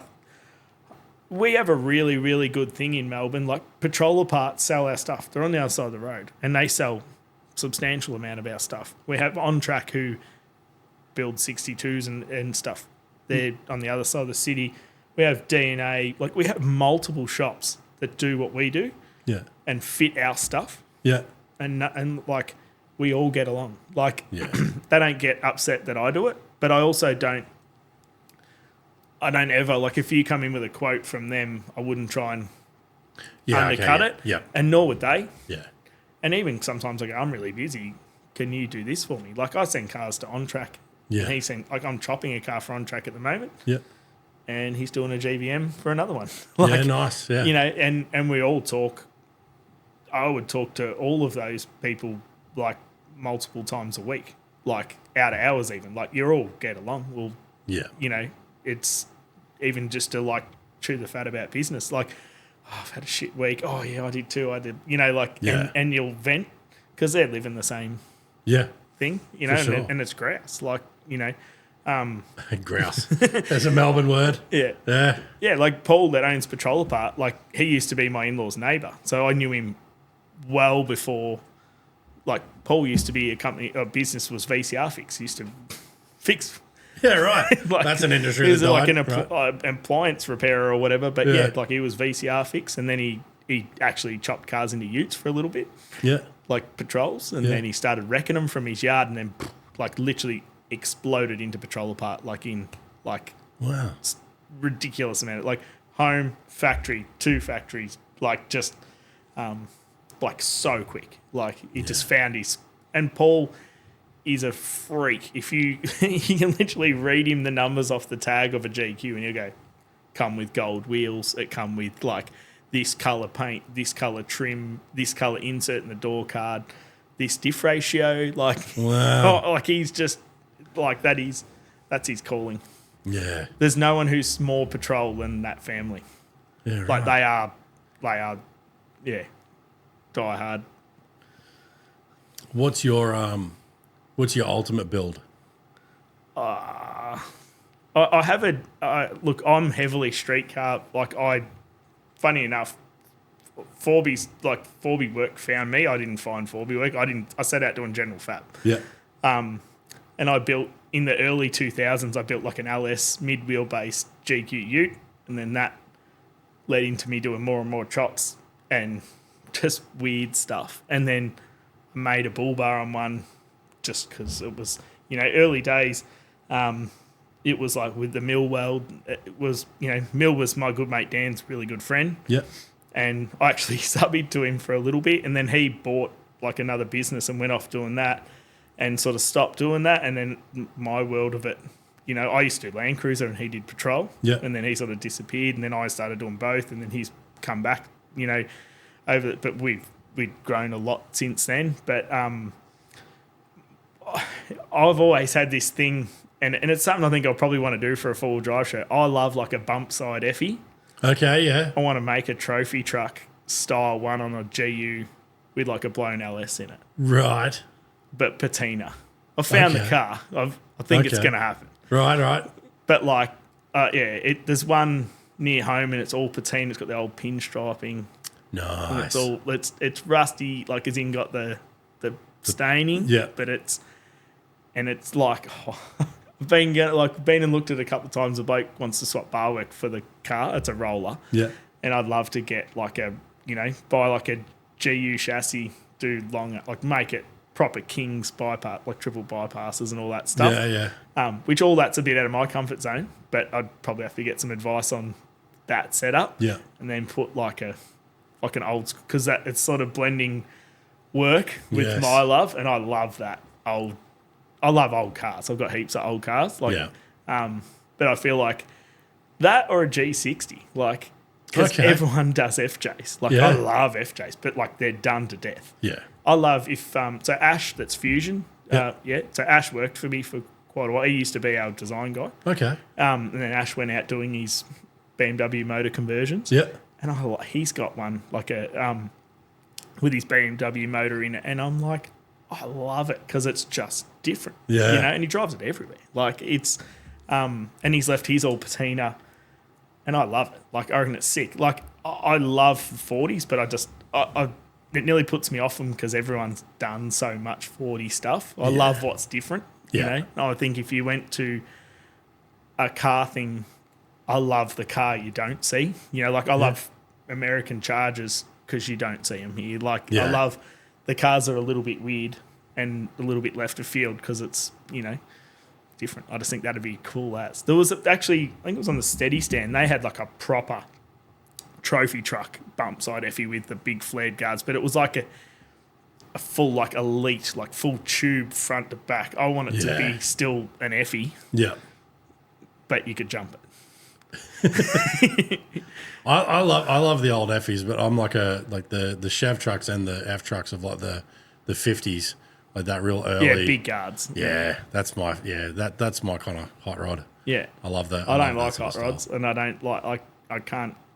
Never been able to get around them. I can appreciate them. Yeah, but yeah, I like I look at them and I go, I love the work, and I love anything car. Yeah. Like doesn't matter what it is. Yeah. But I have certain flavour ones. Yeah. I just think that'd be a really cool way to mash my love for work love absolutely together. But I want it to still be an old Effie. Yeah. Like I don't want to take away from what it was. I hate when people restore an old car and change it so much. Like they take like you get an old car and they shave the door handles and take the trim and the drip rails, and like I get it, it's a look. Yeah. But it's not like I love the bits that made it that car. Yeah, no, I get you. Yeah, taking away a lot of the styling cues of that period. Yeah. Yeah, I get you. It like what did you love it for if you didn't love all that old stuff? Like So yeah, no, I get that. Have you got the current 300? Are you guys playing with any any chops or anything like that coming up soon that you? I literally chopped one, I reckon, before anyone chopped one. I did Right, one okay. when they were within 3 months of them being released. Yeah, I right. dual cabbed one. I had this random guy just come in and he had a chop 200 and he's like, and I'm pretty sure like ARB would have had one behind the scenes, but I had definitely the first one in Victoria. Yeah. I'd ordered it years prior, and we sort of we had a mine all pulled apart, and he come in, he goes, "Could you chop one? I want a hunting rig." And I'm like, "Okay." Yeah. And Yeah. I'm like, "You won't be able to get one. I'll get one here tomorrow." Right. And yeah, it was an unusual, like he was a scary dude. I felt very like, Right. you know, I'll definitely do that. Yes, you yeah, know, like, yeah. and one just rocked up the next day, unregistered, brand new car, and I pulled it all apart, and it was so good because like for camera kits, for our rear bars, for, you know, we had companies come, because who had a gutted 300 that was like within a month of them being released? Like I had the whole interior out of it and the loom, like, and we chopped it, and I'm like, oh, it's got an aluminium roof, didn't know that, you know, like, Yeah, better bonnet sort too. that out, Yeah, you know, like, that's and right. and yeah, we chopped it, and then I've only ever done that one. After I did one, I'm like, they need to be stretched, really. Yeah. Like he wanted it literally as a hunting car. He was like, I want it as a hunting shitbox, I think he said, or like So- it was, yeah, and Pretty sure you could have got away with it a bit cheaper than a new 300 for a hunting pig. yeah, I don't know, like he was a grouse dude because he was just so casual about it, like, Yeah, right. you know, like it was just Rock it with bags of money for the payments. it was, yep. Yeah, It was a shopping bag. yeah. Anyway, yeah, it was They're the ones you want. it was a cool job. Like it was because he just had complete confidence and that you just do it. Yeah. And then like I'm like, mate, no one's done one. Like it's not like I can ring and ask. I'll just No. work it out. Yeah. So we literally sat with the scan tool in it and pulled it apart, everything one by one, worked out how to overcome whatever issues it was going to have, because you've got to make the whole car happy again. Yeah. You're going to delete the third row airbag out of it. Like there's a lot in them cars to make them happy again. Yeah. The things people don't realise is like the rear camera activates the brakes. So like you've got like, you know, so you can't back over a human. Yeah. That has to work again. Yeah, right. So course, yeah. camera angle, you know, like all the stuff, blind spot one, like everything had to be happy again, Yeah. or the car wouldn't move. Yeah. Because like when it wasn't, you're just stuck there. You know, like Yeah.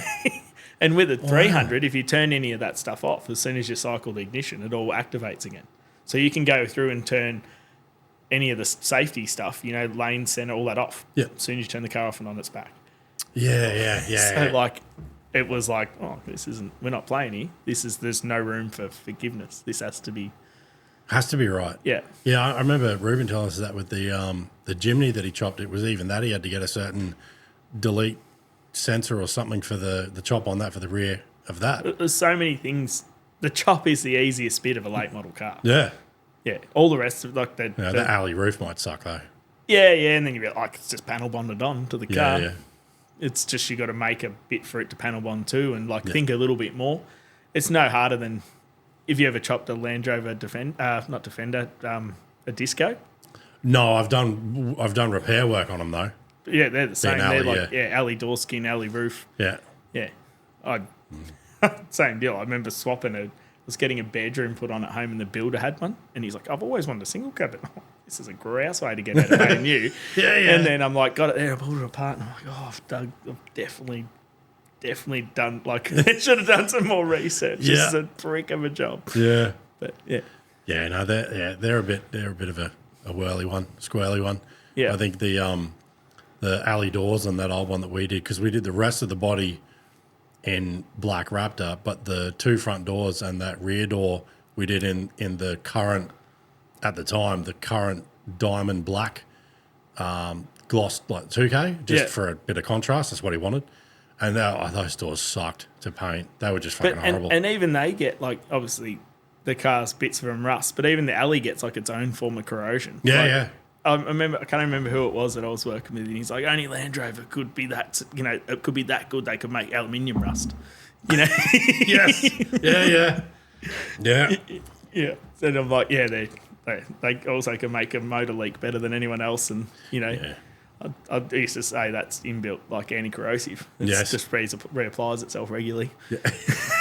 That's true. And they know you're not going to service it, so they let it self drain, and you just keep topping it up. It's like getting an oil change. Yeah, well, look, Jamie Hazelden was on telling us about the old Landy that he's got now. He's turned it into a full build, but that had been sitting up north somewhere for forever, and like the canopy was like half fallen off it and all the other shit, and he just got in it and just drove it back. So how people love them. If you if you're a Land Rover person, you're a Land Rover. Like, I'm like, we were away on a trip a while ago, and we were talking to this bloke. We walked up this hill to look at this boiler thing at bloody High Country, and there's this bloke there talking to me. I'm like, it's either a Defender or a disco driver. Like, it was he wasn't. I walked down, I'm like, you're in the disco? And he's like, yep. And my son just pissed himself laughing behind me. I'm like, yes. Called that 20 minutes back.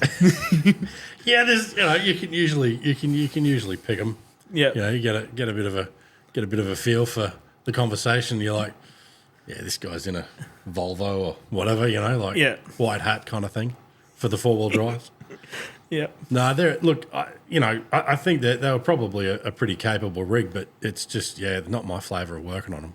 Nah, look, they're definitely, we all love, every car you love to pick on someone. Like, every car has a driver, doesn't it? Like a style of driver. Oh, yeah. And it's just fun to pick on. Yeah. Like, it's like if you like Holden, you pick on a Ford bloke. I think Fords are red hot, but I'd never tell someone. Like, I'm going to pick on you. Yeah, we give Tritons a heap of shit on here, but it's kind of like it's the group of mates, and every group has a mate that cops more shit than the others. It's just the Tritons. Yeah, it's like you get a jet ski with your Ranger. Like that's right. That's right. I think there's a certain type of personality, a certain way about certain vehicles that attract, like fucking, what are them little shitbox pocket rocket V-dubs, the Polos. Yeah, like the Polo drivers are an interesting breed. Yeah. It's like that you can't fucking pull up next to one without one wanting to race you. And, man, I'm in a 4-wheel drive. What are you doing? Like, calm down. Well, they're picking their... they're picking the target. Yeah. I'll beat this one. Yeah, true. What do you guys have that down there with the as far as the cops? And I mean, I know they're, like you said before, they're a bit over the top with the 4-wheel drivers and stuff like that. But I mean, the interactions that you're having with them down there, because you guys have got a really interesting lady in politics down there doing some really interesting things. How's that sort of playing out for you guys in the 4-wheel drive, like the actual activity of it, not the business side? It doesn't feel like the actual, like as in you mean like the police's outlook on our industry type car? Is that what you mean? Yeah, it's just like Victoria's, especially over the last 12 months, has copped it's gone down the toilet. Yeah. Well, that's probably better than I'm I worried about getting stabbed than getting a canary. Well, there you go. Yeah. So is it like is it? Are they putting emphasis where it sort of needs to be down there, or are they? No. Yeah. Okay. No. Probably enough. I don't think, as far as like the 4-wheel drives and the police, I don't think that has got better or worse. Right. It's always been pretty but like I say, a lot do probably deserve, some are just, and a lot that, like for years it's always been you wouldn't drive through Mansfield. The police are at Mansfield, and when I was saying I got canaried years ago, I actually said to the guy, I said, you local? And he's like, yeah. And I'm like, why is like this? And he's like, what do you mean? I said, you're like the tourist hub of the whole state, yet you do everything you can to like literally shit in your own backyard. Like, what's your hatred to these cars that literally are the only people that are going to come to your town and support all your local business? You know, like, and he's like, wow, like he didn't have an answer, but like it just seems silly. Like, they are so red hot. If you long weekend, you wouldn't go that area of Victoria for anything in a 4-wheel drive. Like, you'll avoid it. Like, people will go in the complete opposite end of the high country just to avoid it. They'll just nail you for like anything. Owning a 4-wheel drive. Like, is that like that's when you got pinged for the stock standard bloody 200? Yeah, that was years ago. I had 33s and all I had was a bull bar. And like, I knew my rules. and he didn't care. I'm like, mate, go your hardest. Got ARB lift in it, mate. They don't even make anything bigger than what's illegal. Yeah. Like, you can't physically buy a BP51 in an illegal height for this car. Like, you know, it's nothing. It's not even. It's my wife's car. Like, it's, right. Like it's. What do you do with that then though? Do you, I you took have to it to fight Vic it? Roads, and okay. the lady said, "I'm so sick of this bloke." Oh, She knew his name. true. Right. Yeah. Yeah. Okay. Well, there you go. Fair But enough. I mean, look, that was a lot of years ago. I actually had a really good run, like with that. Like, I was driving. I got an old Tirana, like an SLR 5000. Yeah. You know, it's got a very angry motor in it and all that. And I was going through Cockatoo the other day, and they had the most epic booze bus set up. It was like 10:30 in the morning. I'm like, they had 3 utes with dogs, like Right. they had like you had to go off the road through like a whole. It wasn't a boot, like it was booze bus, but that was the most tame part of, like, it was epic. I'm like, who's drunk at 10:30? Yeah. Unless they're still drunk. Yeah, but you'd want to have been pretty drunk to still be drunk at 10. Yeah. Like 7, I'd understand. Yeah. Yeah. 10:30, Yeah. Fair call. even to wake up and get drunk enough not to drive by 10:30 would be a solid effort. You know, like, Sure. I'm like, what are you trying to? What are you? Anyway, I'm pull in there and I'm like, my car's like, and like it's got like an 11-inch back tire on it, and Yeah.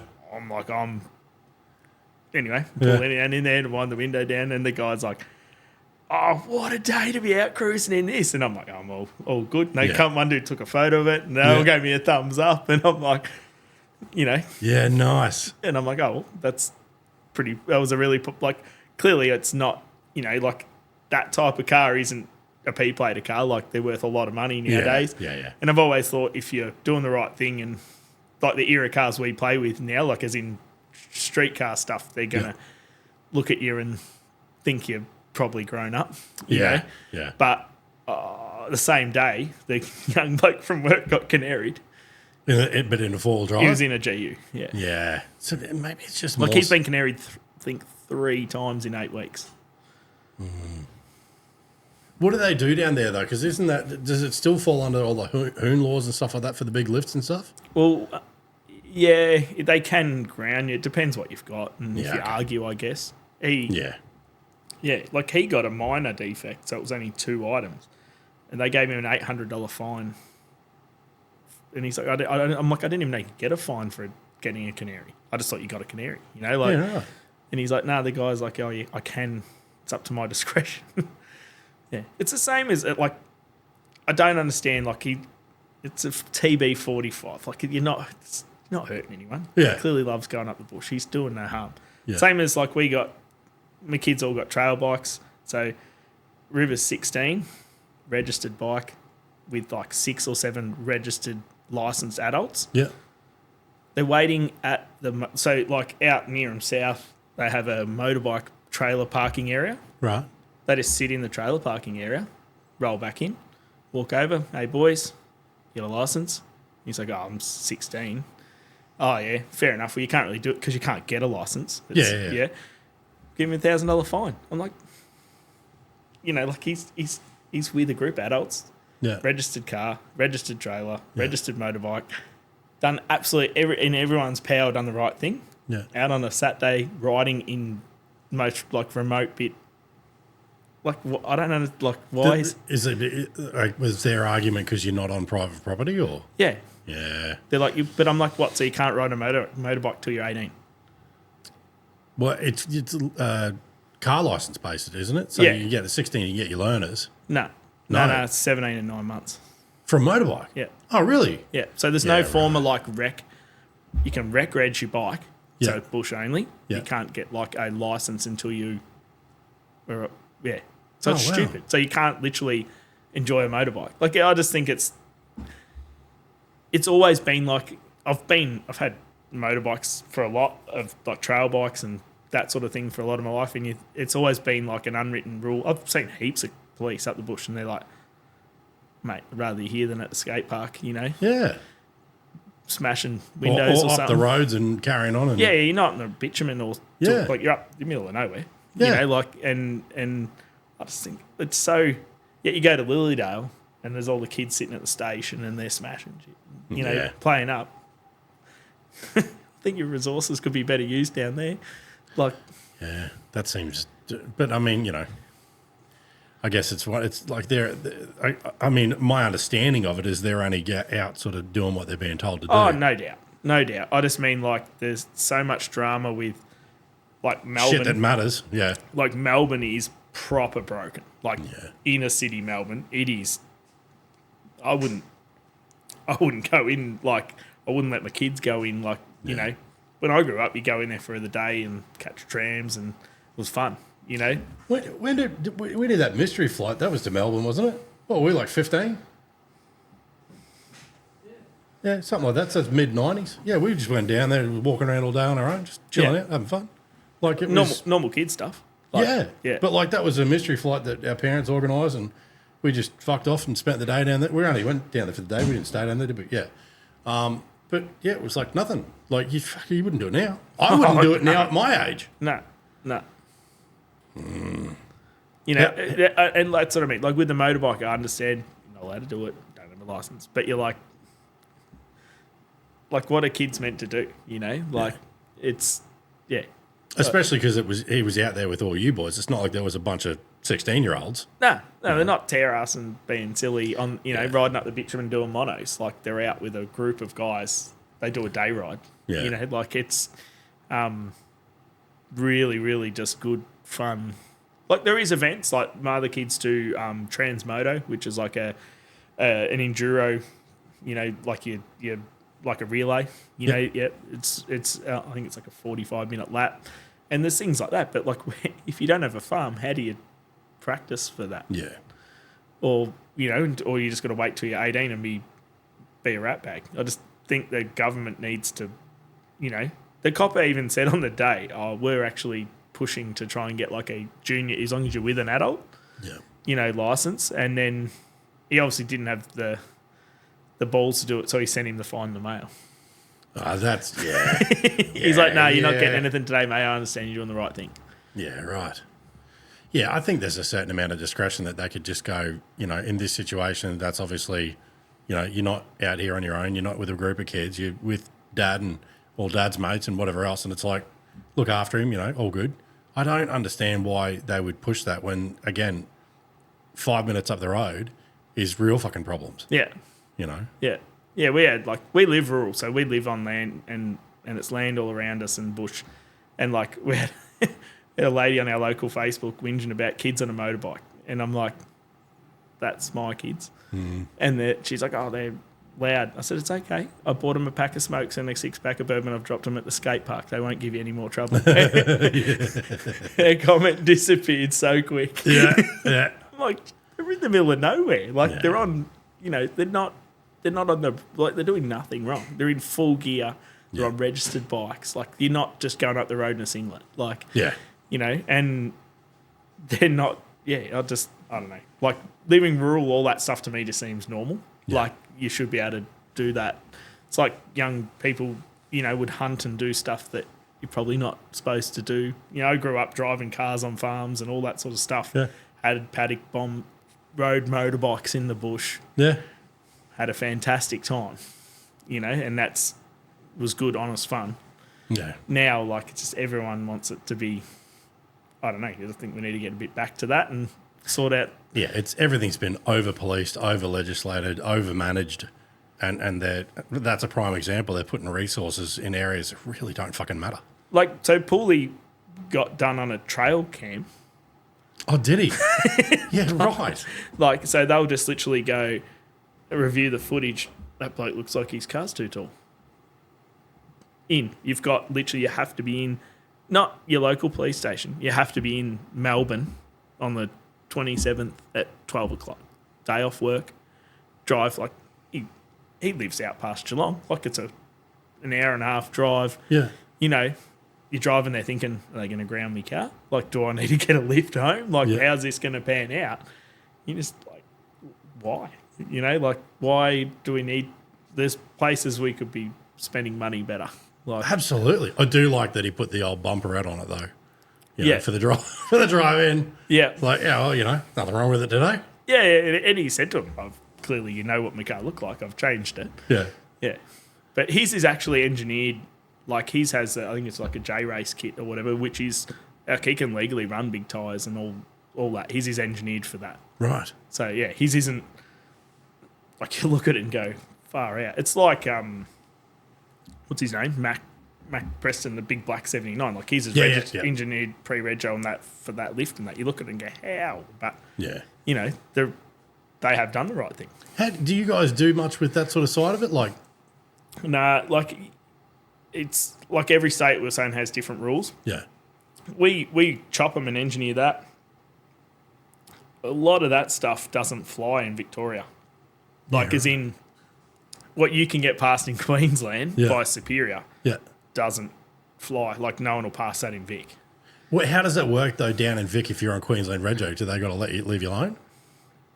Honestly, not 100% sure how that works. Okay. It's because I've always wanted to do the high country, but it's like you know. I would assume.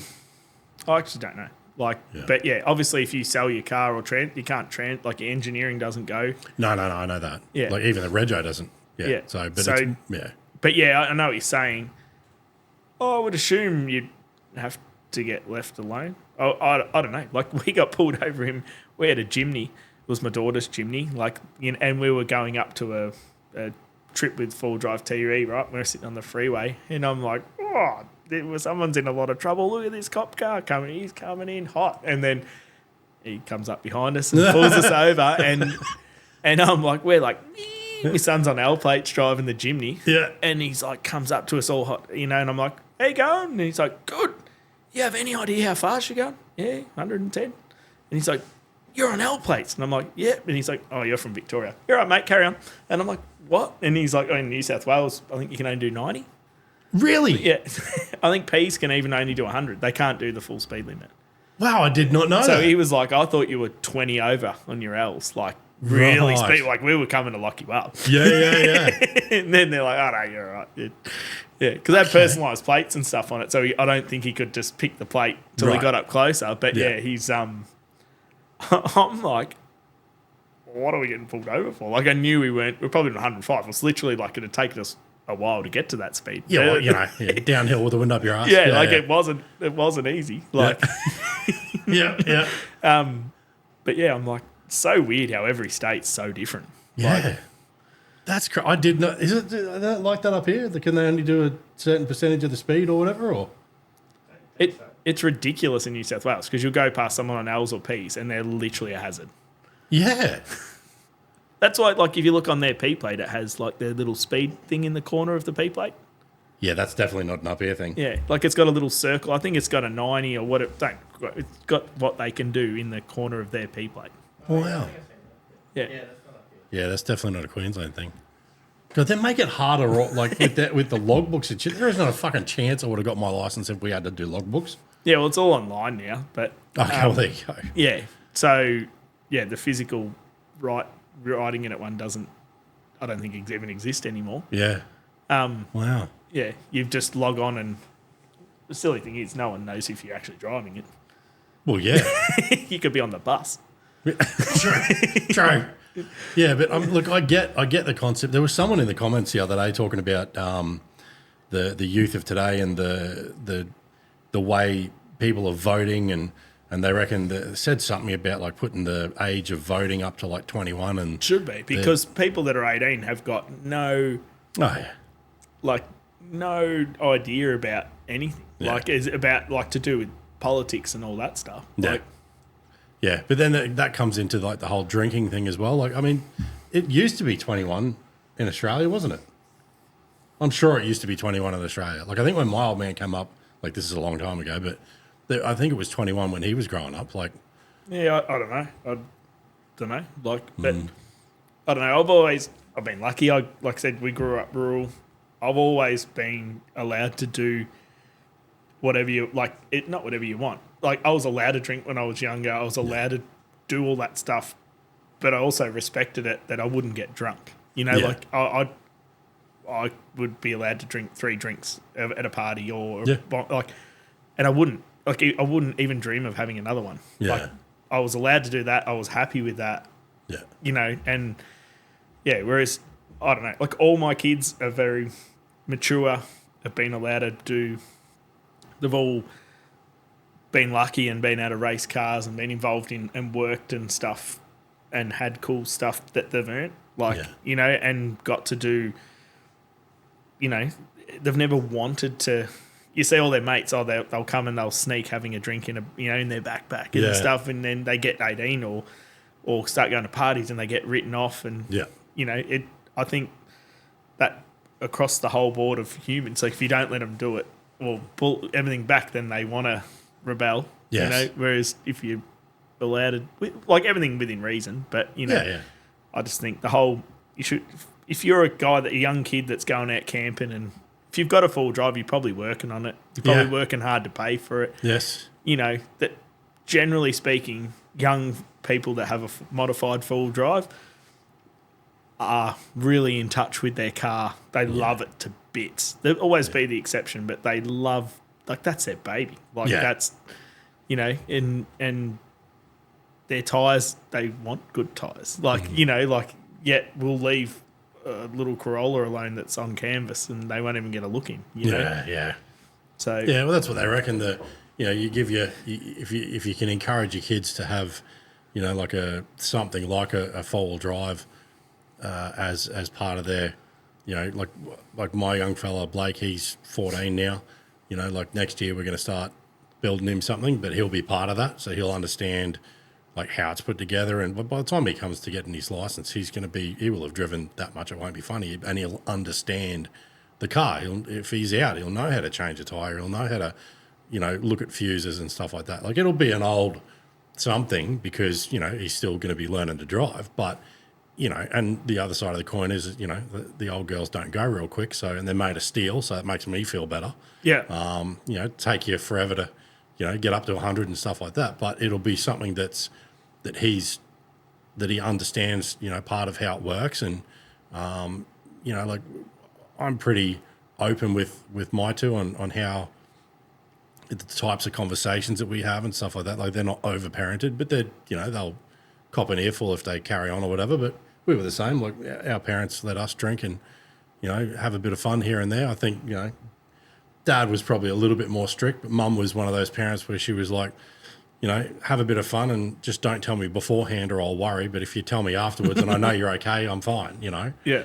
I just think there's some of these kids, though, these days have gotten a little bit too much rope given to them. Oh, no boundaries whatsoever. Or I don't know, like respect is just completely, you know, we always joke about like the amount of, if someone's, not often, but you get like an 18-year-old's mum ring up about his product that he's bought, you know. Oh, you've been waiting for 4 months for it. Well, little Johnny knew when he ordered it.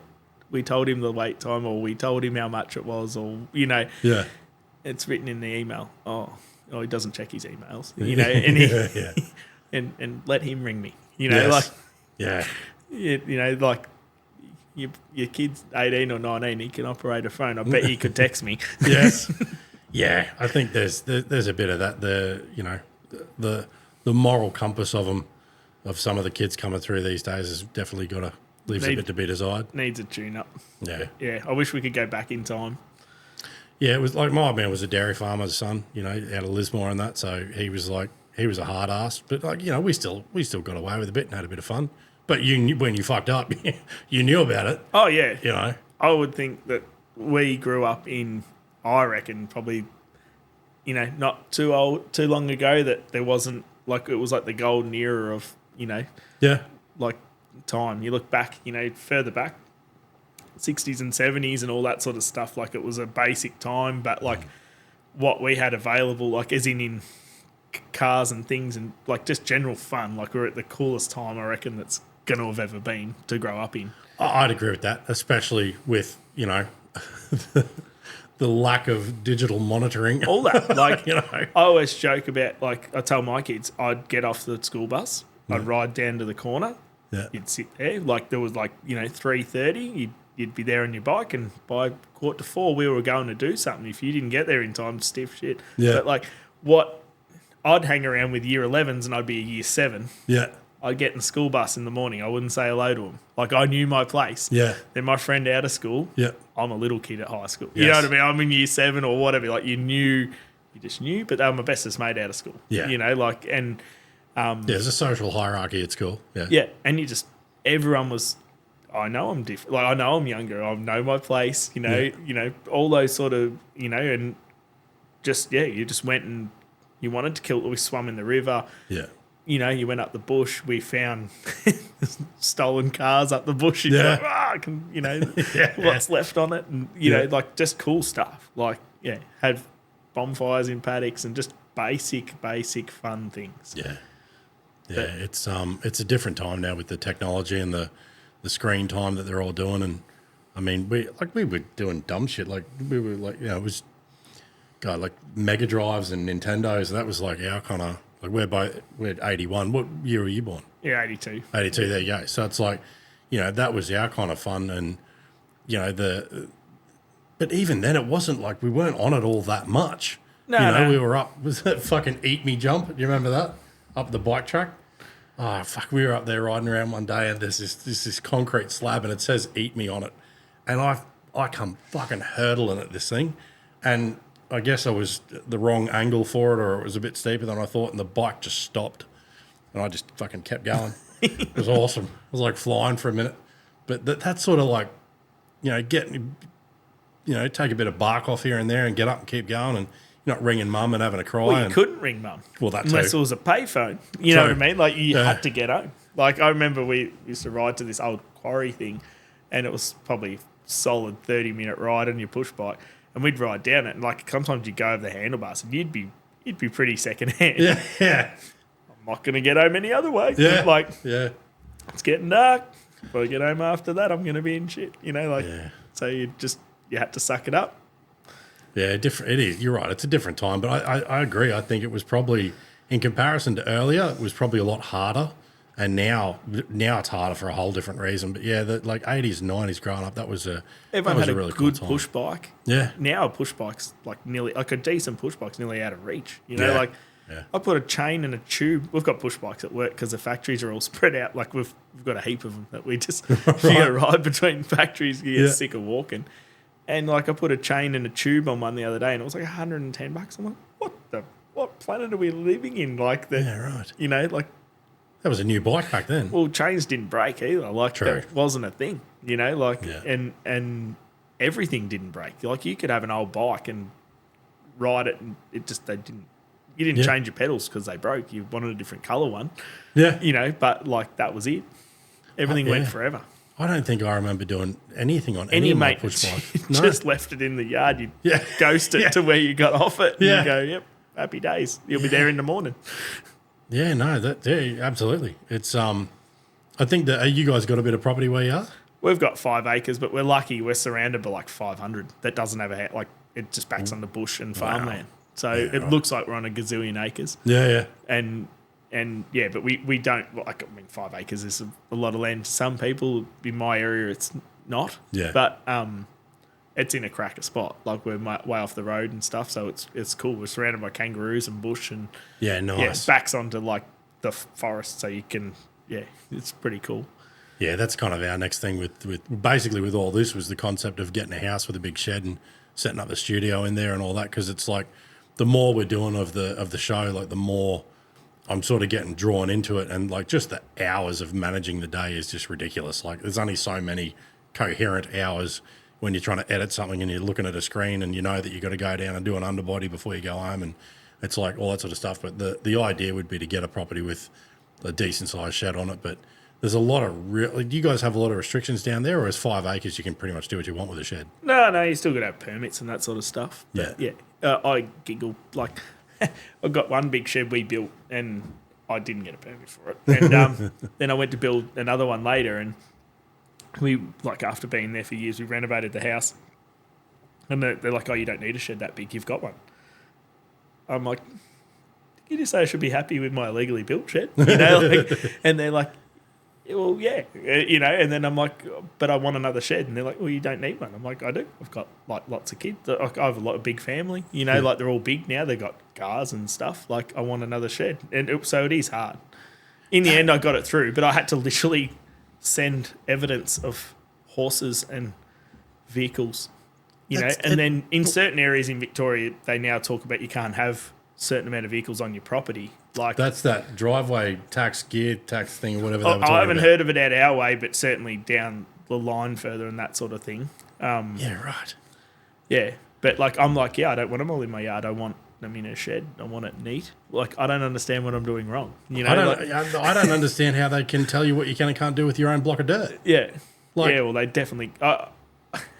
Our first house, second house it was we ever had in my life, we had this tree and it was a weed, but once it gets over a certain, technically, like that top tree was classed as a weed, but once it gets over a certain height, it's then classed as like it goes, like to the council, it goes as like it's a tree.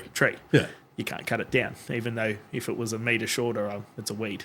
I'm meant to have cut it down, and then I'm like, I couldn't renovate my house because there was one root was exposed going under a baseboard. Right.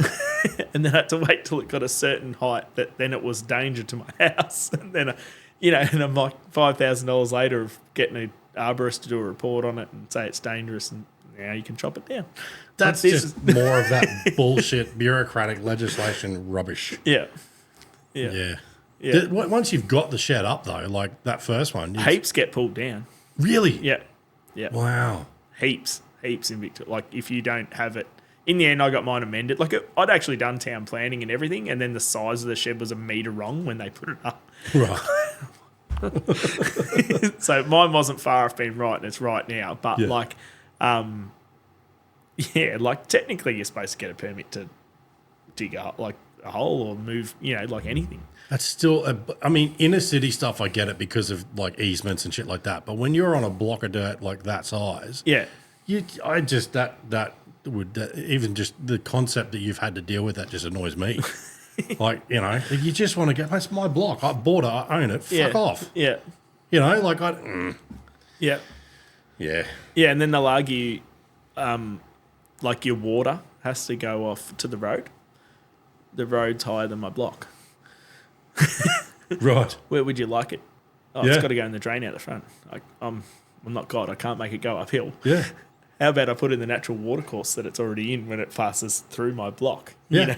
Or like you throw a fucking water tank in it. I'm like, I'm talking like runoff in the ground, Like, clearly, like it's a gully, or to a degree. Yeah, okay. It's a natural bit in a paddock that's the lowest point. That's where it's going to go. And they're worried about the small patches. And they're like, roof. you can't just pipe it to there because then you're concentrating the water. I'm sorry, it's going there anyway. Yeah. Like gravity took care of that. Fucking, that's what I mean though. Like there's that many idiotic. Like there's got to be people justifying their job. Yes. Yeah. Yeah. That works. Yeah. There's got to be a certain amount of common sense in. My favourite saying is common sense isn't common. Yes. Well, that's true too. Very cool. So what else is going on? You got anything else coming up you want to talk about before we wrap it up? We can talk about whatever you. Yeah, we do a lot of car racing stuff. Yeah. Okay. Yeah. As in like you guys like personally or the workshop too? Well, all the boys at the workshop's kids race and stuff, and we build all the cars at work and stuff. It's not work related; it's fun related. But what sort of classes speedway. are they? Oh, okay, right. Yeah, right. Do you have speedway up? You have speedway up here, but do you into it? Last time I went to a speedway event was Archerfield 20-something years ago. So it's like the most sung hero of all motorsport because like we have 23 or 26 tracks in Victoria. Yeah, there'd be 2 or 3 race meetings every weekend. Wow. You race from 5 years old. Really? Holy shit. Yeah, and there'd be at least 15 classes. So like every budget has a class. Yeah. So like I've been on every committee and run series, like been the president of series and all that sort of stuff. So basically it starts at a thing called a quarter midget that looks like a minuscule sprint car. Right. You race them from 5. Yep. Google quarter midget sprint car. So is that what it was called? Quarter midget? Yep. So like that's my daughter races. Like a go-kart with a roll cage. Yeah. So they race them from 8 years old. Wow. Sorry, from 5, she's 8, Yeah. right, and then up to 16. Is there any suspension in that at all? Yeah, it has suspension. Oh, yeah, it is so, too. Yeah, there you go. Little Yeah, like they're a full-blown race car. Like they have, you can adjust everything, like toe, camber, wow. like. Is that a Pokemon on the front?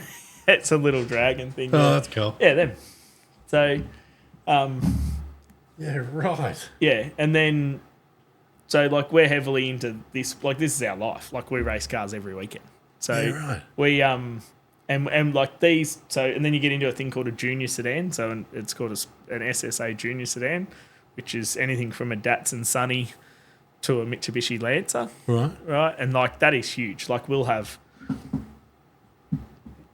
40 juniors at a meeting, Yeah, right. like racing at 100 and something kilometres an hour, and the kids are 10, and they're door to door, organised, clean, fast, like sideways, like just awesome racing. Coolest thing you've ever seen. Wow. And they're little kids. They get out and they're like this big.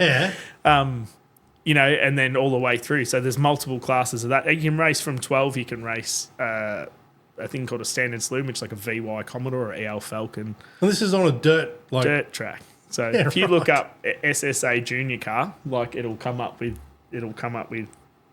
like what I'm talking about, and then you go to so like juniors is huge. Like we'll have 100 cars at a title. So they have state titles every year, and then you have an Australian title in every single class. So that 15 or more classes, you'll have titles. So we travel all over the country Yeah, do all wow. that stuff. And it's really fun. That's Cruiser's car, the 48 at the bottom. Well, that's one of my son's cars. Click on that one? Yeah, we built that one at work from scratch. Oh, yeah, a little Lancer coupe. Yeah. Yeah, the left hand 3 down on the left, that's one of the boys. That's the previous owner, but that's Des that worked from his son's car. That's from Tasmania. Yeah, like so top middle, that's right hand, keep going one more across. That green car, that'll be, I'm pretty sure that's my other son's car. Yeah. So, yeah, like, huge thing. Like, those cars, it's about $60 to enter for the night. You race all night. It's a really good fun thing. Like, How do the front-wheel parents should- drives go on it? Awesome. They're faster than a rear-wheel drive. Right, okay. Huge amount of setup in them and all that. What you can do is just elite or not as elite. Like, you can do a little Corolla, like what's down the bottom. Really fun. Bang for your buck. You can race every weekend. It's cheaper than going to the movies. They don't wear out tyres. You know, you can be at elite level or just a fun level. Yeah. But like your kid gets to race every weekend. They got that sort of class for the adults? Yep. Yeah. See, now that you'd get me. He's been on me to do a go-kart team for fucking forever, but that'd get me going. Use every state, like Vic Roads, has a different sort of.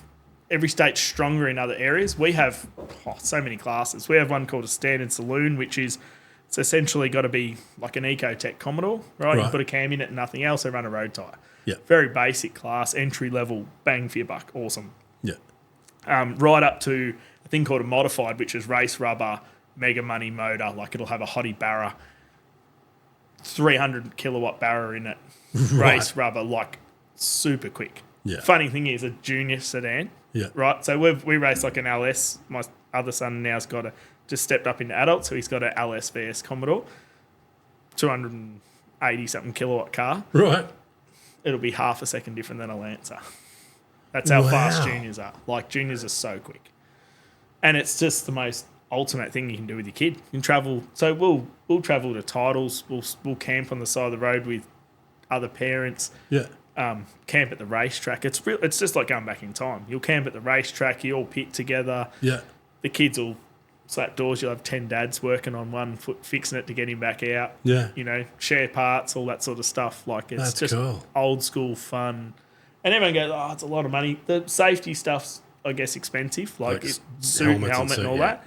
But once you've got it, once you've got a car, and you can buy a car from $5,000 to $25,000. Yeah, I was gonna say those Lancers are getting around. They're a pretty good bang for buck now. Oh, grouse little car. Like, but yeah, you know, it's just good fun. Like good, hard, awesome racing. And then it normally, like nearly every kid that's in it for some time, it normally leads into their career of they work in a car shop to do with something to you know, Yeah. from someone with racing, or it's yeah. like a whole community. But it's amazing. wow. Like, so many people just don't know it exists.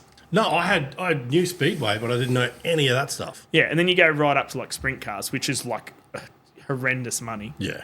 I think they got like more power to weight than a Formula One car. Like, they're just next level. Yeah. You're talking a 800 plus horsepower car. Yeah. I think they're like 6 or something hundred kilo. Like, they weigh nothing. Yeah. Yeah. Like, they rely on the downforce of the wing. Like, they're just epic. Yeah. But yeah, like, it's just like the kids. That picture of the kids car, that's at the World Series sprint cars. Like, we're the support thing.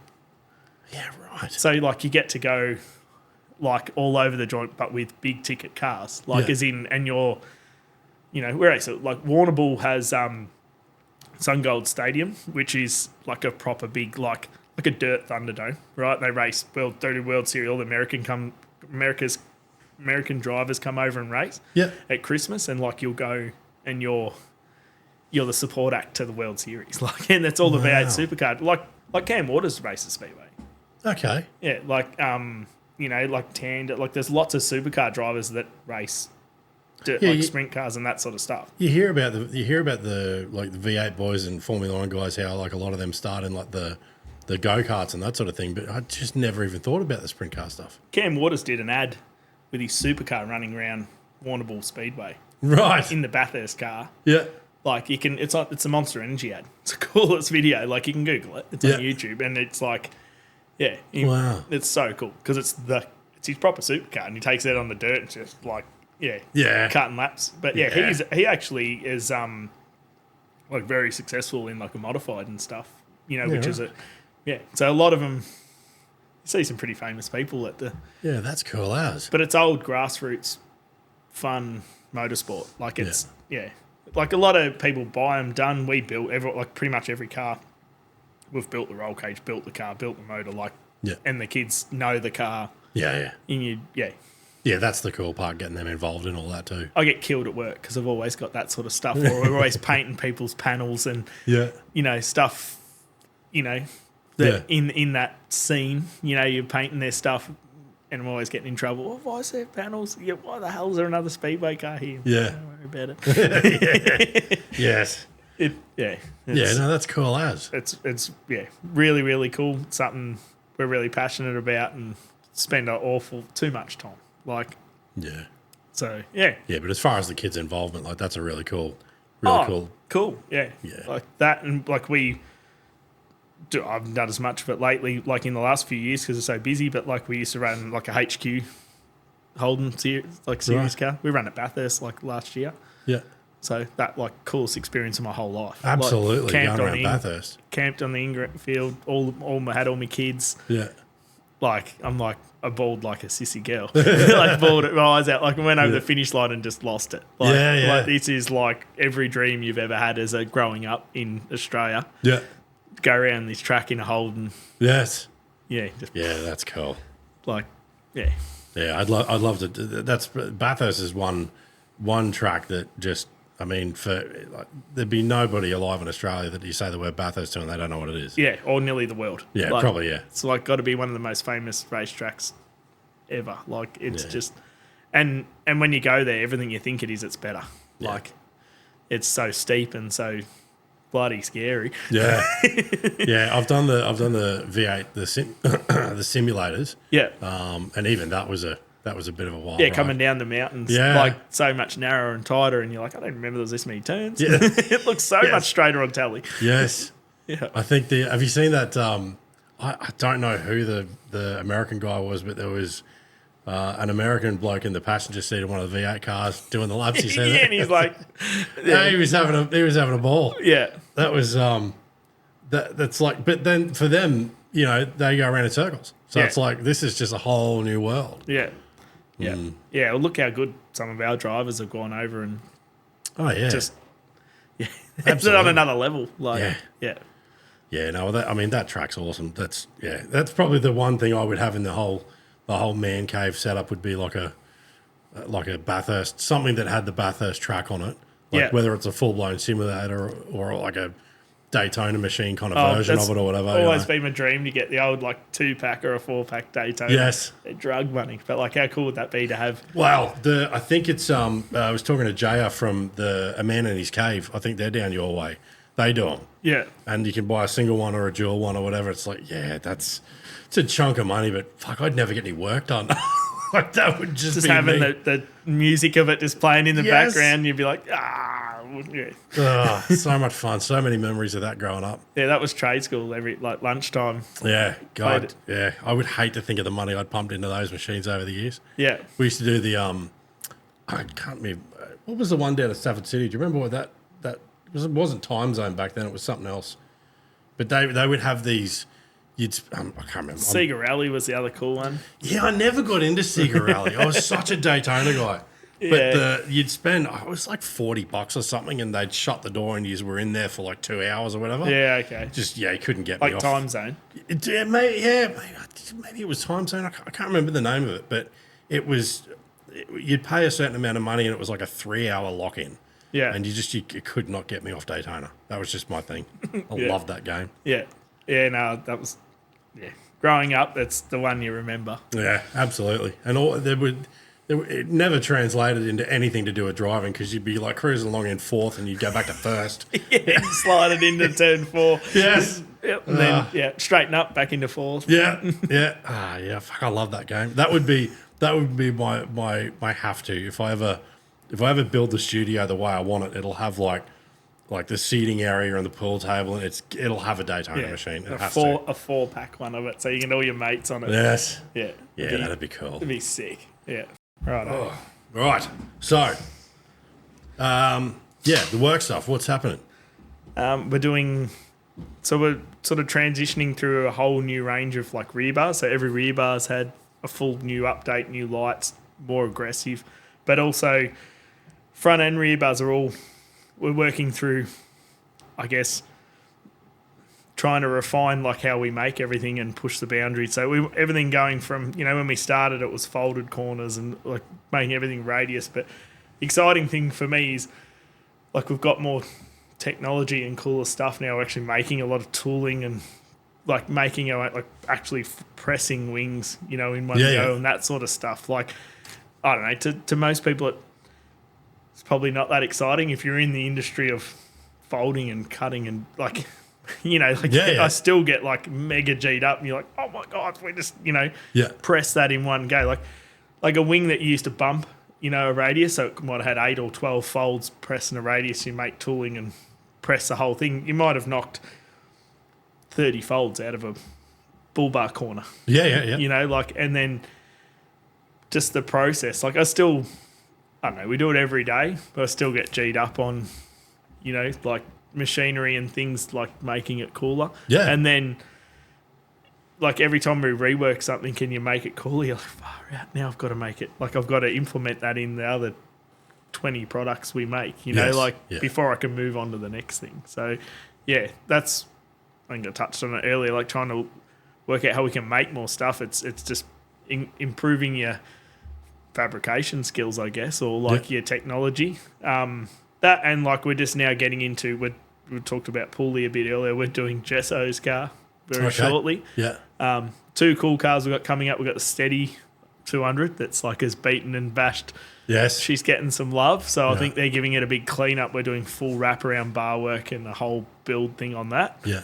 Which is all new stuff that's not out yet. Yeah. So a new style rebar, new style triple loop front bar, everything new that doesn't exist at the moment on that. We've done a sample car last week.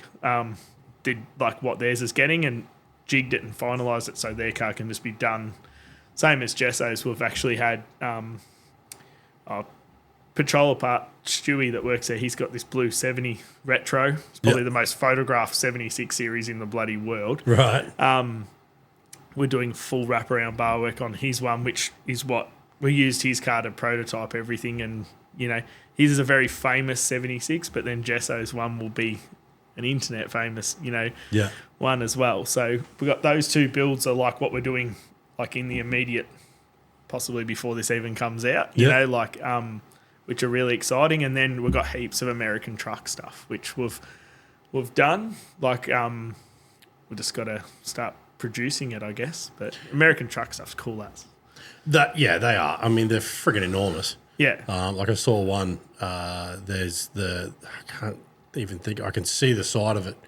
I think it's something like OK Mate or something like that, some brand like that I saw, and it's this dual cab. I know the one you're talking about. I can't think what the brand is, but it's literally the bull bar would be at your head. Yeah, it's massive. Yeah. Like I saw that down the shops the other day, walking past that, and I've got like my 80. When I'm standing next to my 80, I'm like, yeah, it's a nice size rig. And you just park next to that and it looks like a fucking micro car. Yeah. Like they're just huge. We had like all the ones that we get at work. Mind-boggling the money. Like they all do the liquid spring conversion on them. Yeah. You know, like buddy, and just like we had one. You know, they got their tailgate, and then like it's got like steps that fold out of your tailgate. Yeah. And it's got like a handrail, but you hold. But then Ben, that's Ultimate Off Road in Melbourne. He does heaps at like big car builds. Like he's got an F450. Like it was a Julie. They've done a super single conversion on liquid spring. Like it's off its head. And then, but he was saying like the Effies, like the tail lights light up when you're getting like, as in like it's like a fuel gauge for your GVM. So like when you're loading the back, it has LEDs. When it gets to top, you're at max load. Yeah, right. He's like, oh, that's how they are. That's a factory thing in this. Like, Wow. Like they just got so much cool stuff that, you know, makes a Toyota or a Nissan, like the interior and the tech and American things, you know, like they come out factory with a brake controller. It's inbuilt. Like Silverados, you plug your trailer in, it remembers what you towed. It remembers the settings you liked for that. It sets your mirrors and, you know, like at what you towed. You go, oh, yeah, I towed my gooseneck. Mirrors here, brake control settings here. Like takes your seat remembering your settings to a whole new level. Yeah, like everything. And then you think how crap, you know, a Toyota or a Nissan that you thought was really impressive, you know. Well, that's the thing too. Like, I mean, when they land over here, those big, they're $250,000 stock. Yeah, in the Effie world and that. Silverados and that, I reckon, actually, like Silverado 1500s are amazing on fuel. Like, you're talking sub 10 litres per 100. Like, the 1500 is still a big V8 though? Yeah, right. But because I think they're 9-speed. They're like a crazy good auto. Yeah. But then they do the cylinder shutdown, which a lot of people get turned off. But they do like sporadic cylinder shutdown. Yeah. Makes them like to drive, you wouldn't know. They're so economical. They tow like unbelievable. Their comfort, their tech, and they're less than a 300 series. Yeah. Like they're $140,000 truck. Yeah. And they're a truck. And then you get into your 2500s, which are just like up and up and up. Wow. No, but they're still, I think, only 100. I shouldn't say only. I think they're 170 now. Yeah. But like, I know that's a lot of money. But comparatively to like a GR Sports 160. Is it really? A Prado's like over 100. Yeah. I think a Prado's 120. A Prado. Yeah. It's a whole different world. I mean, I guess you guys see a lot of different stuff, but like for me, I can't, I can't imagine the amount of money that I would have to have floating around to justify $250,000 look, on the rig. A lot of them would be there through their business. And look, we did an FE recently, and I said to the bloke, I can't get my head around like how do you get to that point? And he's like, you get to that point when you buy a brand new 200 and then you put like a J-Max kit in it and you do this and you realise you're 200 and something thousand into your cruiser. Yeah. And it still can't legally tow your caravan. Yeah. And then he's like, and then you're like, I've just wasted all that money. He goes, these are more money to buy. They do everything effortlessly. Yeah. And no amount of money, he's like, no amount of money I put into it, am I probably going to lose that much? Like my cruiser's never going to be worth 200 and something thousand. Yeah. And he's like, I won't get back what I put into the FE or any of those trucks, but I'll get a lot more back than, you know, like your percentage loss is a lot less. Yeah. So he's like, if you're factoring it into your business and for how effortless they do everything, like if you're towing a big van or big something, like Like that F250, 350, Yeah, they don't even know something 2500 behind it. Chev. Like it's just till you've driven one, you don't understand. Yeah, I've driven a few of the Rams because we were doing the bedliner for Performax for a while on a few of their rigs, and I've done a bit of from here to North Lakes and back, like where Barney is. Driven them around a little bit, and that's like they're cool, but they're just like they're enormous. Yeah, You know. they shrink once you drive them for a week. Okay, yeah, fair call. Yeah, just getting like- in there for 5 minutes. It's like anything, Yeah, you know, you get in it and you drive it for a bit and they don't feel big. Like, yeah, but yeah, I don't know. It's I think the ones that hate them are the ones that can't afford them. Yeah. You know? It's all relative to what you do, isn't it? For you know. yeah, and that's that's probably my fine. Yeah, well, like, I see like for 250 grand, I see, you know, like a off its face, you know, 80 and a boat and a caravan and and you probably still got enough money left over to have a month holiday. It's all relative to what boat and caravan you like. Yeah, that's true too. Explain that on a Malibu. Yeah, well, yeah, fuck. We had one of the caravan boys drop off 24-footer a couple of weeks ago that we had to take some bits apart underneath it because it hadn't been painted. And it was like sitting in that thing, and it had a sticker on the window. It was pre-delivery. It had a sticker on the window of like 95,000 or something like that. And I sort of got in it, and I think there's a part of me that's just, I wouldn't say I'm frugal with money, but No, but you've come from the era. I look at it and go, my first house was less than that. yeah, there you go. Yeah. And I just can't let it go. Yes. You know, and I don't know. Like it's like I say, it's to some people in business or whatever. It's just it's a tool of their trade or whatever. So it's irrelevant. You know, I can't justify like that amount of money. Even I couldn't probably afford one anyway, or you'd be right at the end of it. Like it would be worrying me to own it, like at a massive level, so I wouldn't enjoy it. But I guess there's that. Yeah, but like you can't. If you, what I'm saying is, if you're a person that's already affording to buy a 300 and dual cab convert it and do all that stuff, It's just and a better you're spend, 250 grand deep in a 300. Yeah. That's a heaps better proposition. Like that's a proper truck. Yeah, true. Yeah, no, I get that from that point of view. Do you think that's going to have any, all those rigs coming over? Do you think that's going to have any impact on that aftermarket world of chopping stuff? No, because I don't know. The people that chop stuff that we see are not that person in Victoria. Up here, where it's like you're big in your stretches and you're maybe. Yeah. Down home, you're not going to take an Effie to high country. No, again, yeah, you're right with that too. So definitely not me. Yeah. But I would, if I was chopping and extending a 300, they'd make me nervous. Yeah. Because really, like, the thing I never have understood with GVM and all that stuff, like, if you're going to want to drive it on a car license, the bigger the car you buy, like if the ceiling's 4.5 ton, the bigger the car you buy. Yeah.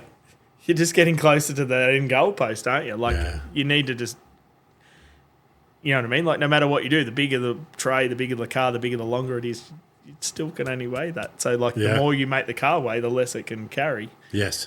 If you want the ultimate payload, we sure drive a Triton because the car's light. True. That's true. It's wrong. Yeah. You know, or we should all, like, the biggest thing you see people say is, I want to be able to drink a beer. Like, you know, like, that's why they don't want them on a truck, like on a light truck license. Yeah, because you've got to be zero the whole time. Yeah, but you're like, it's not that big a priority. Like, it's, anyway. Like, I reckon those, as they get them really refined, and, like, the conversions now, like, done by Walkinshaw and stuff, are, like, they're a factory finish. Like, they are perfect. They are beautiful. They're putting a new loom in them. Yeah. Like, they're a real, I would think they've got to be starting to give that market a shake. Like, bang value, I look at it and go, value for what you receive, like vehicle-wise, is... It's a whole lot of truck and it's ready from factory. Yeah. Yeah, I get it. Yeah, you don't... Up in that conversion territory, new 300 chop tray extension, yeah, If you talk to the mobs that build them, like a GR Sport's the most common one they do. Yeah. So you're 160. yeah, It's 80 to do a chop, chassis extension and GVM. yeah, You're 240. You haven't bought a tray. yeah, right. Yeah, All of a sudden, an Effie's pretty cheap. yeah, Like that's yeah. That makes that actually, yeah, it does. What always blows my mind, and I've always said it, like you get a school drop off and someone's in and out like a BMW or an Audi or a Merc. Oh, they're rich. Yeah. But I'd love in a Land Cruiser. Oh, she's using a Land Cruiser. You're like, that Cruiser's worth 50 grand more than that Yeah. Merc was. Yes. Like, but you just go, you know what I mean? Like you just go, oh, it's just a Land Cruiser. Yeah, yeah. I'm not a big fan of this new shape, but you know, each to their own. They'll like anything, they'll grow on you in time. Yeah. They have their pros. They definitely drive amazing. Yeah. They're comfy. They go pretty well. They're good on fuel. What do you do when are you doing a facelift sort of any of the old gear like I play with, like all the 80 parts and stuff like that? Yeah, so we just done a full sheet metal. Like 80s have just had in the last 12 months a full revamp. So Oh, nice. I probably do more 80 stuff than any other car. So we do far out. I reckon we do 5 tube bars and we do a sheet metal bar. So Yeah. like our company car one's got a sheet metal, so it makes it look modern. Yeah. High clearance, full sheet metal radius rear bar. GU's the same. Like GU I was talking about we swapped one for a job. Yeah. Did a full revamp, and my thing was when we did it, I'm like, imagine you were my customer and you're 18 and you had a tube bar and a big car, and you've grown up. Yeah. You still want it to look aggressive, but we're now an adult, Yes. right? So we want sheet metal, Yeah. but we want like as aggressive but tidy. So Yeah. like everything's high clearance, but makes like the amount of people that walk past our GU at a full drive show and they'll be like, oh, is that a GU? You Yeah. know, like they think it'll be next to a Y62 and they sort of have to, Double it take. happens all day. Yeah. Oh, far out. I didn't realise that's a GU. Like Yeah. it looks so modern. You know, like we always, like every couple of years, or not even a couple of years, try and do a new variant of something for the old girls that it just, like once they start to get stagnant, and then, like we're doing 30 to 40 GU rear bars a month. Wow. And like we're about to just do a batch. We'll be doing probably 40 or 50 sheet metal front bars for a GU this month. Yeah. It's ridiculous. But like people are now pulling a tube bar off. Like it's not like, oh, I'm buying a bull bar. It's I'm swapping my bull bar. Like Yeah. every GU's got a bull bar Yeah. of some description. Like, and that is the new thing now. You're doing a build on it, you pull one off, you put one on. Yeah. Like, and I want to make it look more modern, or I want to make it look more aggressive. Like the young blokes buy and put a tube bar on them, and the old blokes buy and pull a tube bar off and put a sheet metal one on it. Yeah. I just want to cater for everyone. Yeah, no, I think that's great. We've had that chat. There was a bloke that went to the Queensland four-wheel drive show and got quite a lot of traction on his video, but he was basically saying, you know, like he's gone in there and just felt real defeated because everything in there was $250,000.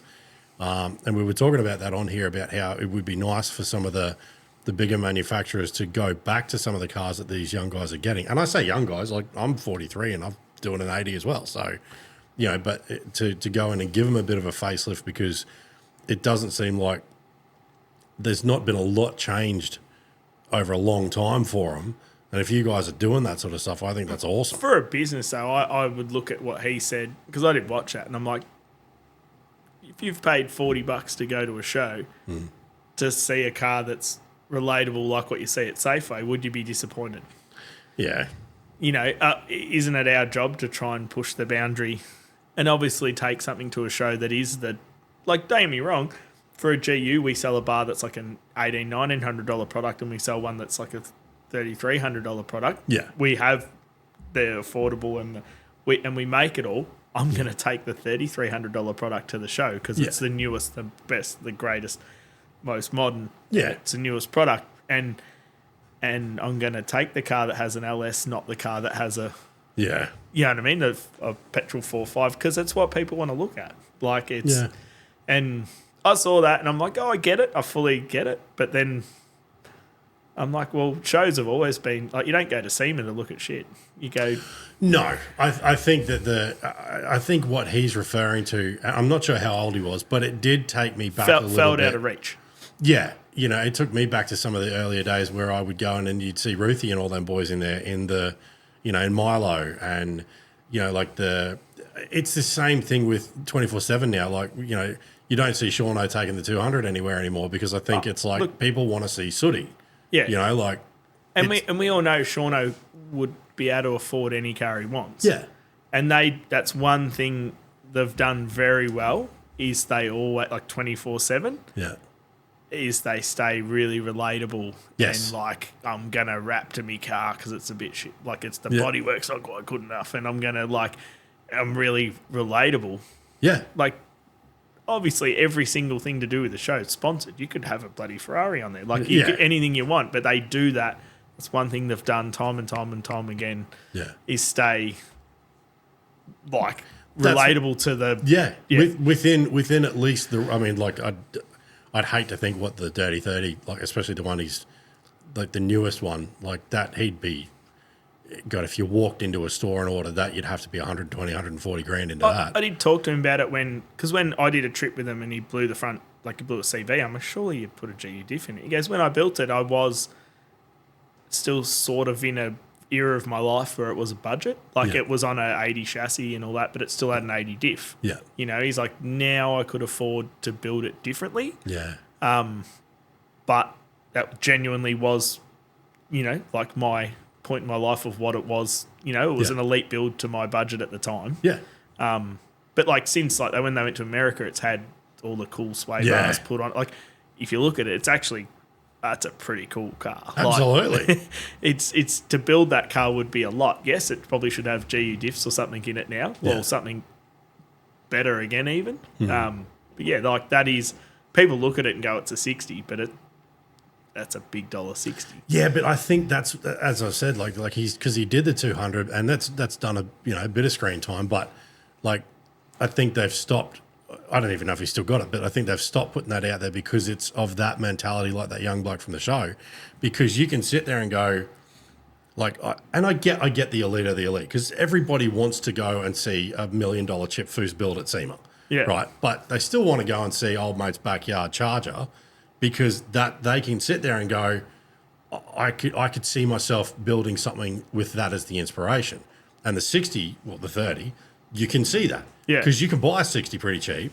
You could chop it at home or get a CAMS kit or whatever, and you can have that feeling for not 120, 150 grand. You can have it for 30. Yeah. So that's I think that's where the everyday bloke, the guys that maybe not as much these days because everything's on the internet, but the guys that used to go and buy the magazine for the DVD, they want to go and see those builds. Yeah, and the hardcore. Yeah. They're known for the hardcore, and it's funny. I talked to the Aussie Arvos boys, and they're like, our lowest viewed videos are ones when we actually hardcore 4B. Yeah, it's not our clientele. Yeah, it's they're like, we got to know our strength, our DIY, our build videos at home. Our that gets us, all the views. Yeah, they did a couple of reels. We did bar work for them on their 80. They did a reel of how we made the bull bar. They had 2.1 million views in 2 days, and it's just talking about pipe bender and the back end, and they're but they're in genuine enthusiasm for Paddy when you show him something, his eyes nearly come out his head, and that resonate. People would people. He's not putting it on. Yeah. He's so bloody excited about that car. It's not, he's nearly wetting his pants. And that's their following loves that side of it. Yeah. Whereas I think if you're a 24/7 guy, you love the hardcore. They do push the envelope every single episode of I'll drive it till it breaks and I'll it's hardcore. Yeah. And that is their... when they started going 200 series and Y62 chops and all the stuff, I think they started to get a bit lost, and then they've obviously gone, whoop, but that's because I think they know their core audience. 100%. And Shauno and Graham's chemistry is genuine. If you see them together completely out, which I did that, I did a couple of trips with them and all that. It was a bucket list thing. I'm like, how cool is this? This is... It seemed like a wanker, but I'm going to get to go with them and all that. Yeah. And, it's a tremendous investment from our work to go on it. But I'm like, I just want to have done it. And exactly how, like, they wrestle and, like, they're like two 15-year-old kids. Yeah. How they are is exactly how they are, like, at night when they've had a can and they're having a lap. Like, I'm like, they're, that is, they'll struggle to get that. Obviously, Shauno and Graham have got to wind up at some point. Yeah. They're going to, obviously trying to get that with Jock and Jesse. And Yeah, you can see they're trying to, they're gearing up that transition. Yeah. And I mean, I hope they look. We've had Ruthie on a couple of times, and we've had a lot of conversations off camera, and the when he left, it was like you could see that coming, but it was very okay. It's done. Yeah, he was on one trip, and then he was gone. That was it. Yeah, he did the handover at his house and went. Well, we did. Like they were. Graham and Shauno hadn't been together for ages, and the trip I did with them, that was like their first one back, and the views of it were off its head, because that is obviously the magic. Yes. How they move forward, and people, always talk about the money and like Shauno and all this stuff. Like he's put his life into, like that is tremendous a commitment. Like they're genuinely away. Like when you see them do weeks of trip.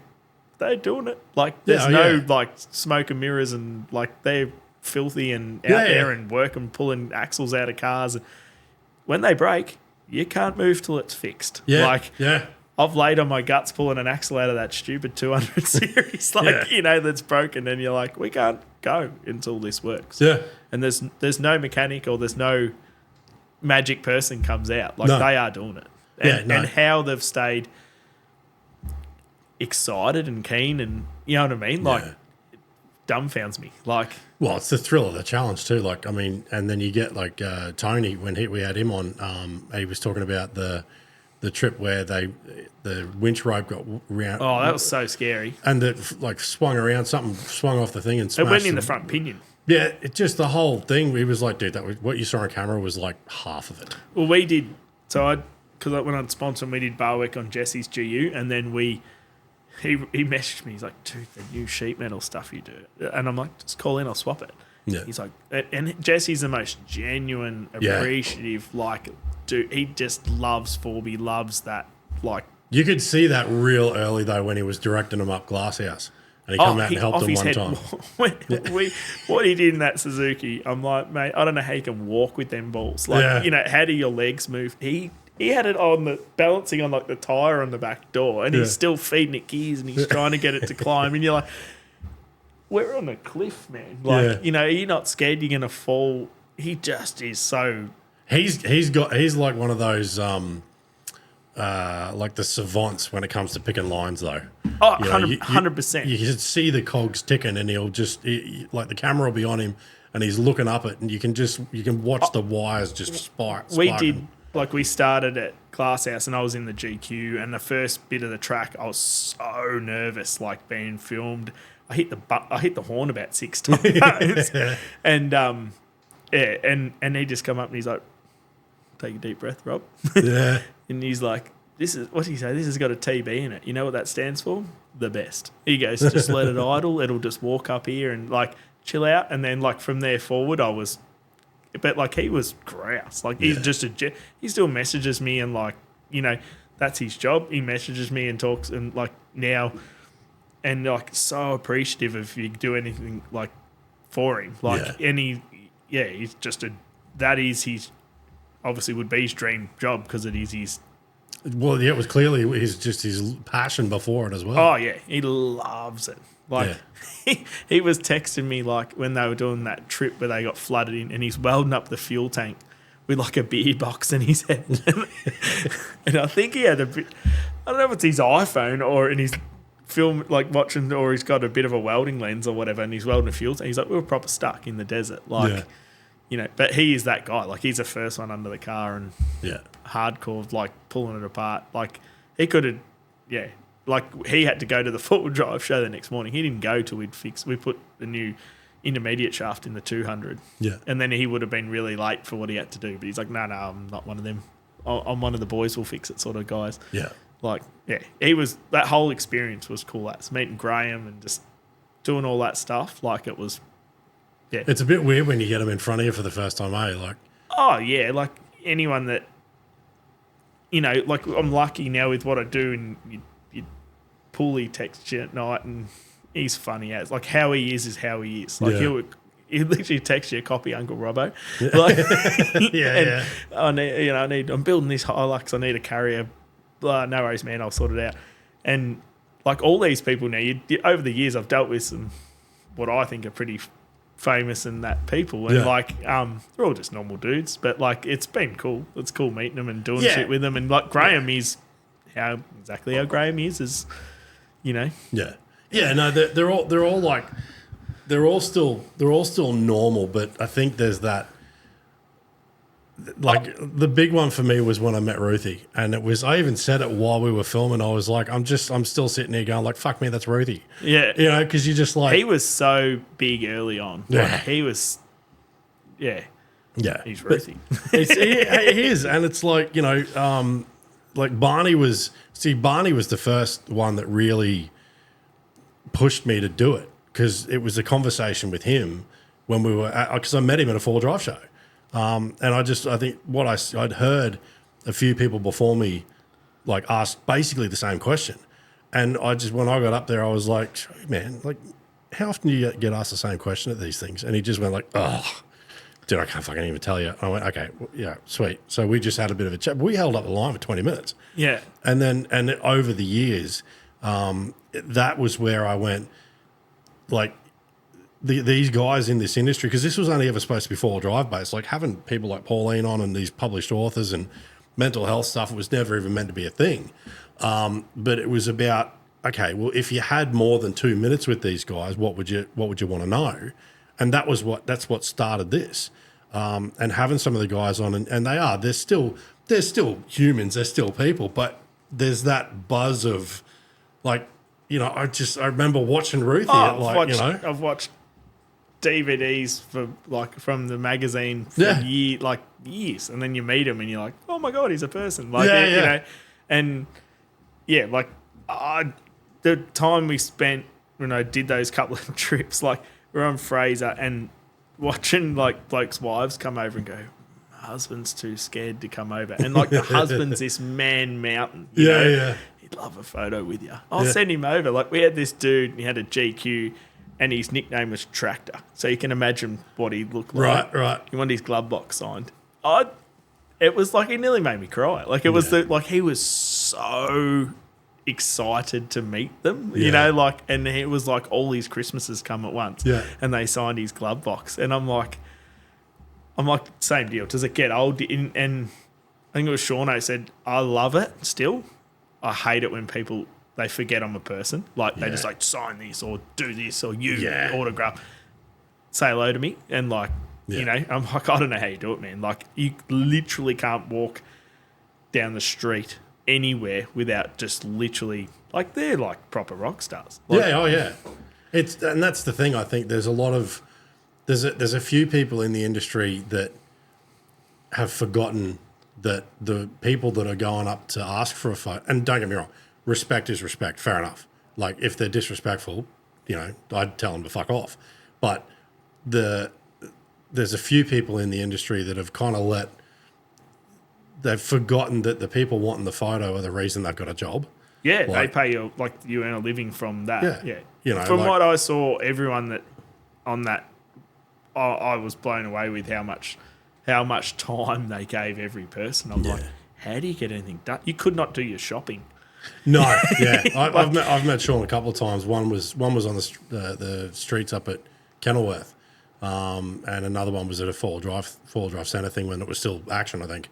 And he's always just happy to have a chat. It's like it's different though because they're like you get the old day where people would want to like Ruthie signed. We had a green 40 series glove box thing done, and he signed that for us and it's like I think the day of people signing things seems to have gone a bit. It's like people just put a phone in your face now and go, I want a picture or whatever.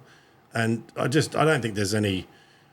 We're probably not as intense with it like the Americans are, but you know, obviously there's certain personalities, and you know, Shauno and you know Ruthie and like all these boys are like, especially for the industry, they're just they've been around now for so long.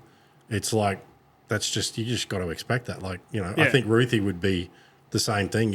Walking around because he only lives over at Wynnum, and for the people that know him, it's probably just there's John, but when you're out in the street or anywhere near a track and you've got that like-minded person that's in a four-wheel drive as well, they see Shauno or Graham or Ruthie that you're near on fucking wet yourself. Yeah. Because it's like he's in his natural habitat. Like holy shit. Yeah.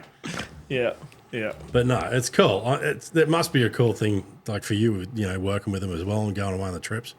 Oh yeah, like I said, it was like a bucket, like this thing to to do it. Like like I said, it's a huge commitment. I probably couldn't have afforded it technically at the point we were at the time. Yeah. To do it, and but I'm like, I want to on a personal level, I want to do it and try it, and I've watched this since growing up my whole time. I'm about to live it.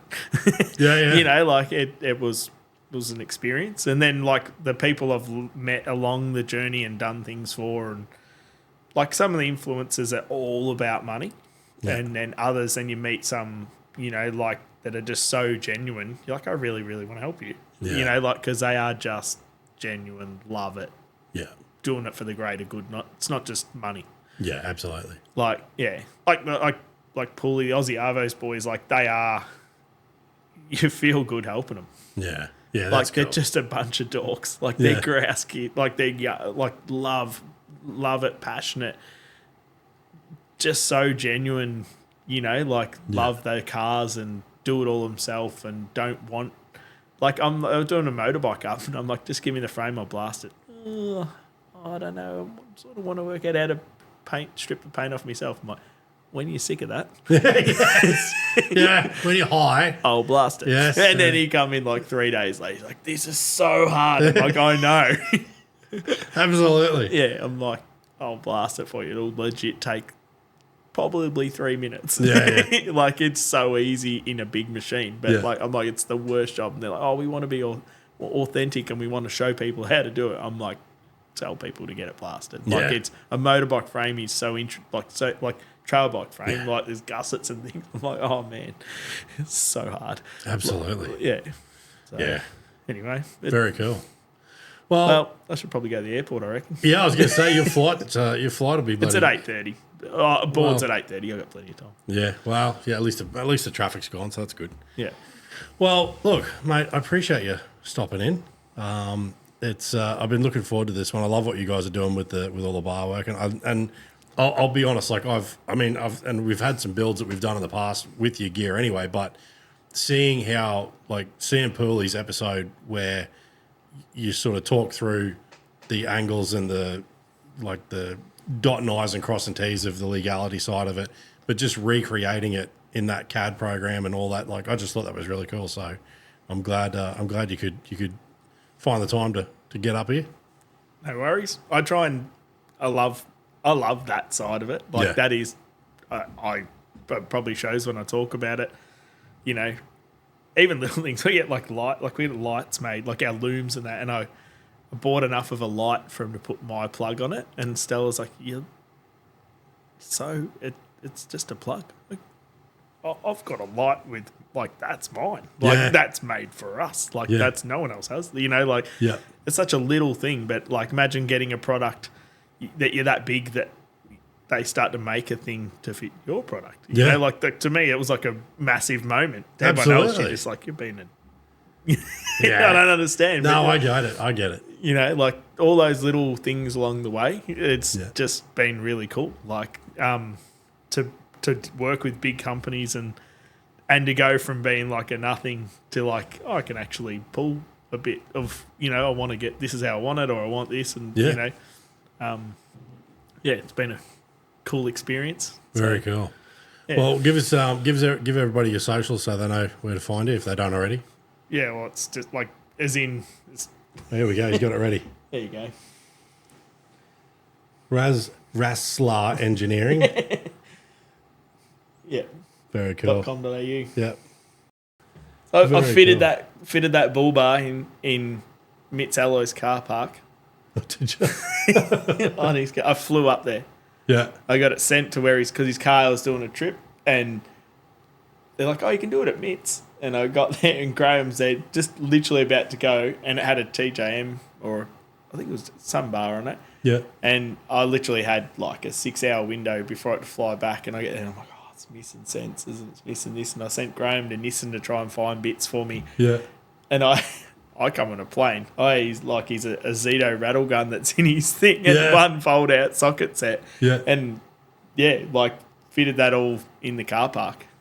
Yeah, right. It was such a weird, like I spent all day with Graham. It was the first time I ever met him. And he's like, oh, I'm not very mechanical, Rob. I'll hold a spanner if you if you want me to. It was like such a cool day. Like, you know, and it was a hard day. It was as hot and it was a terrible job to do on your back. But like, was that Mitts up here? Yeah. Yeah. Or Mitts in where Newcastle or wherever they are. Their main head one. Yeah. But yeah, like that was like a really cool. And then like it's on his car. And then I got to get like when we went on the trip, I'm like, I don't care what happens. I don't care.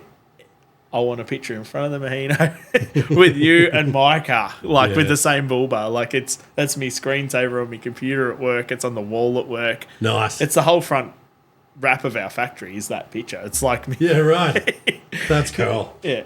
So you can colour code them in house too then. Yeah, we do. We have our own booth and full time painter and all the stuff. So yeah, that's cool. His car was hard because that car's so stained red from red dust. Yeah. I got there and I'm like, oh, geez, Graham. He's like, what? I'm like, it's not going to match very well. Your car is so. He's like, Robert lives in outback Australia. Like, and he's turned that. He's like, don't you worry. One trip, it'll turn the right colour. Yeah, true. So yeah, it's that was like such a cool moment to get that on there. Yeah. Like, very cool. Yeah. Anyway, we can talk all day. Yes. Well, mate, again, I thank you very much for coming up. It was a pleasure to meet you. I love stories. I love success stories too with the business stuff. So, congratulations Thanks for having me. No, absolutely my pleasure. And I'm sure at some point we'll get you on again, talk some more shit. Yeah. Have a bit more I'm fun. a yapper. I could talk for 2 days. I love it. All right, buddy. You have a safe trip back. No worries. Cheers, mate. Bye, everybody.